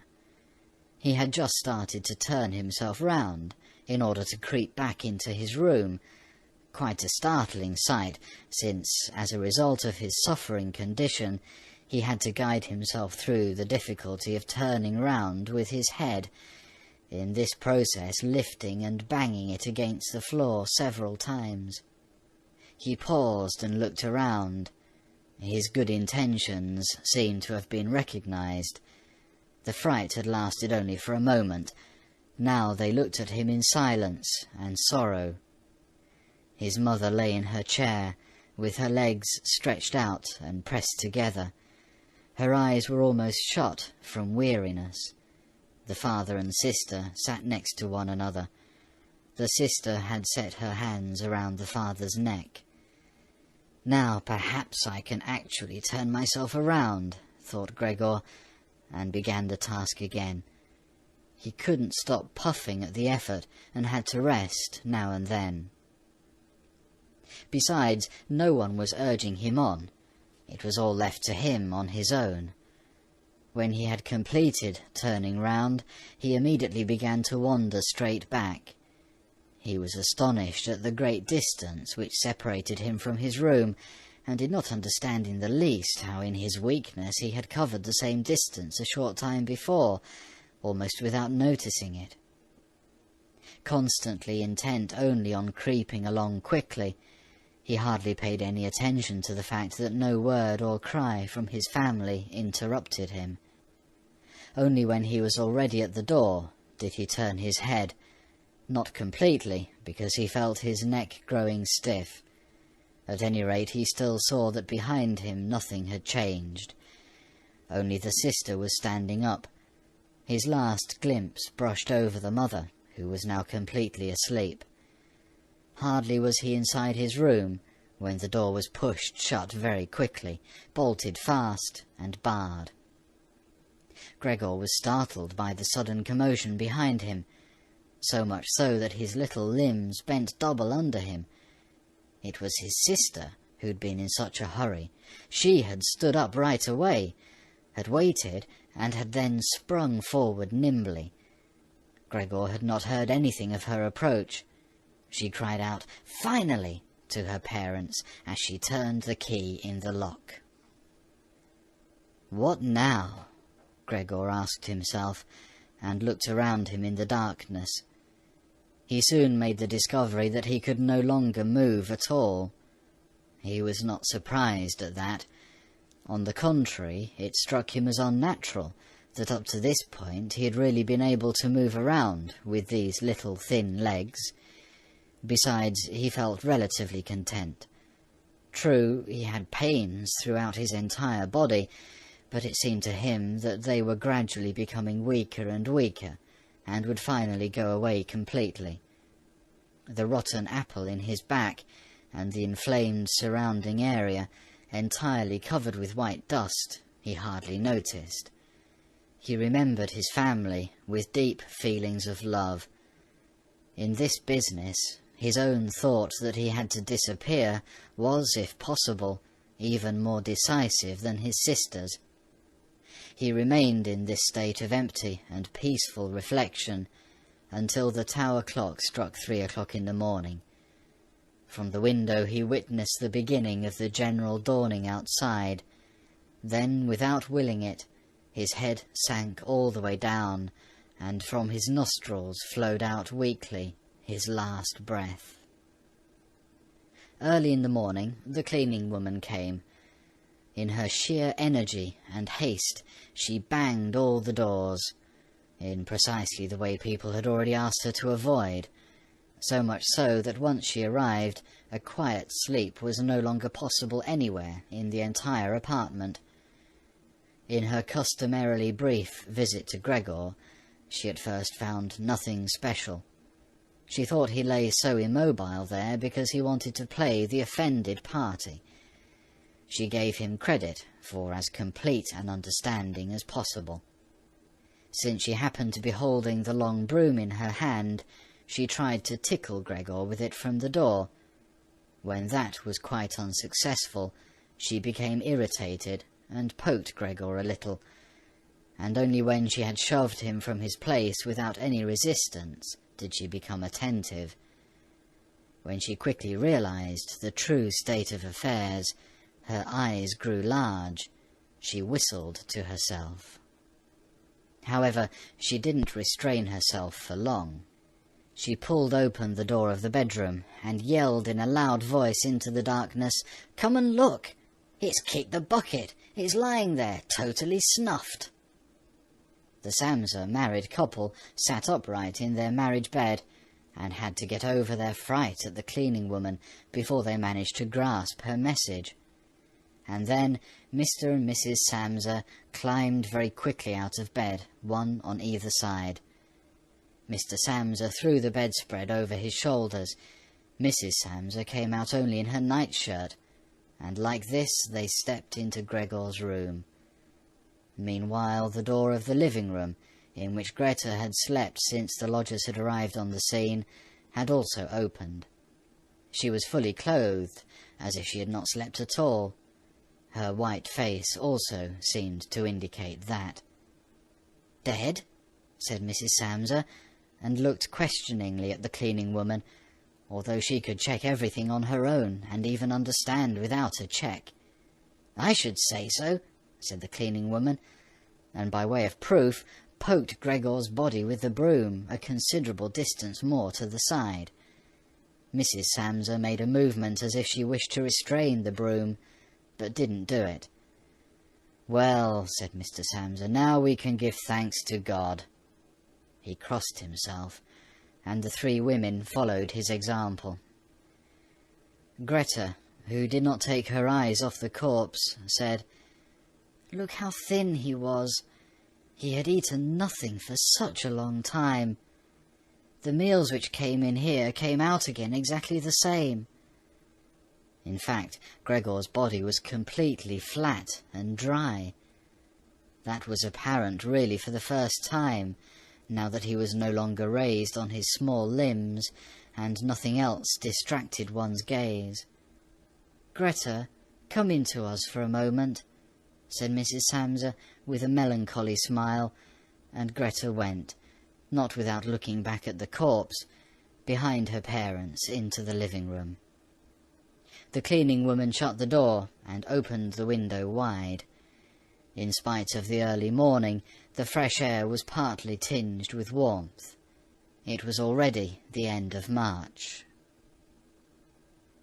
The three lodgers stepped out of their room and looked around for their breakfast, astonished that they had been forgotten. "Where is the breakfast?" asked the middle one of the gentlemen, grumpily, to the cleaning woman. However, she laid her finger to her lips, and then quickly and silently indicated to the lodgers that they could come into Gregor's room. So they came, and stood in the room, which was already quite bright, around Gregor's corpse, their hands in the pockets of their somewhat worn jackets. Then the door of the room opened, and Mr. Samsa appeared in his uniform, with his wife on one arm and his daughter on the other. All were a little tear-stained. Now and then Greta pressed her face into her father's arm. "Get out of my apartment immediately," said Mr. Samsa, and pulled open the door, without letting go of the women. "What do you mean?" said the middle lodger, somewhat dismayed, and with a sugary smile. The two others kept their hands behind them, and constantly rubbed them against each other, as if in joyful anticipation of a great squabble which must end in their favour. "I mean exactly what I say," replied Mr. Samsa, and went directly with his two female companions up to the lodger.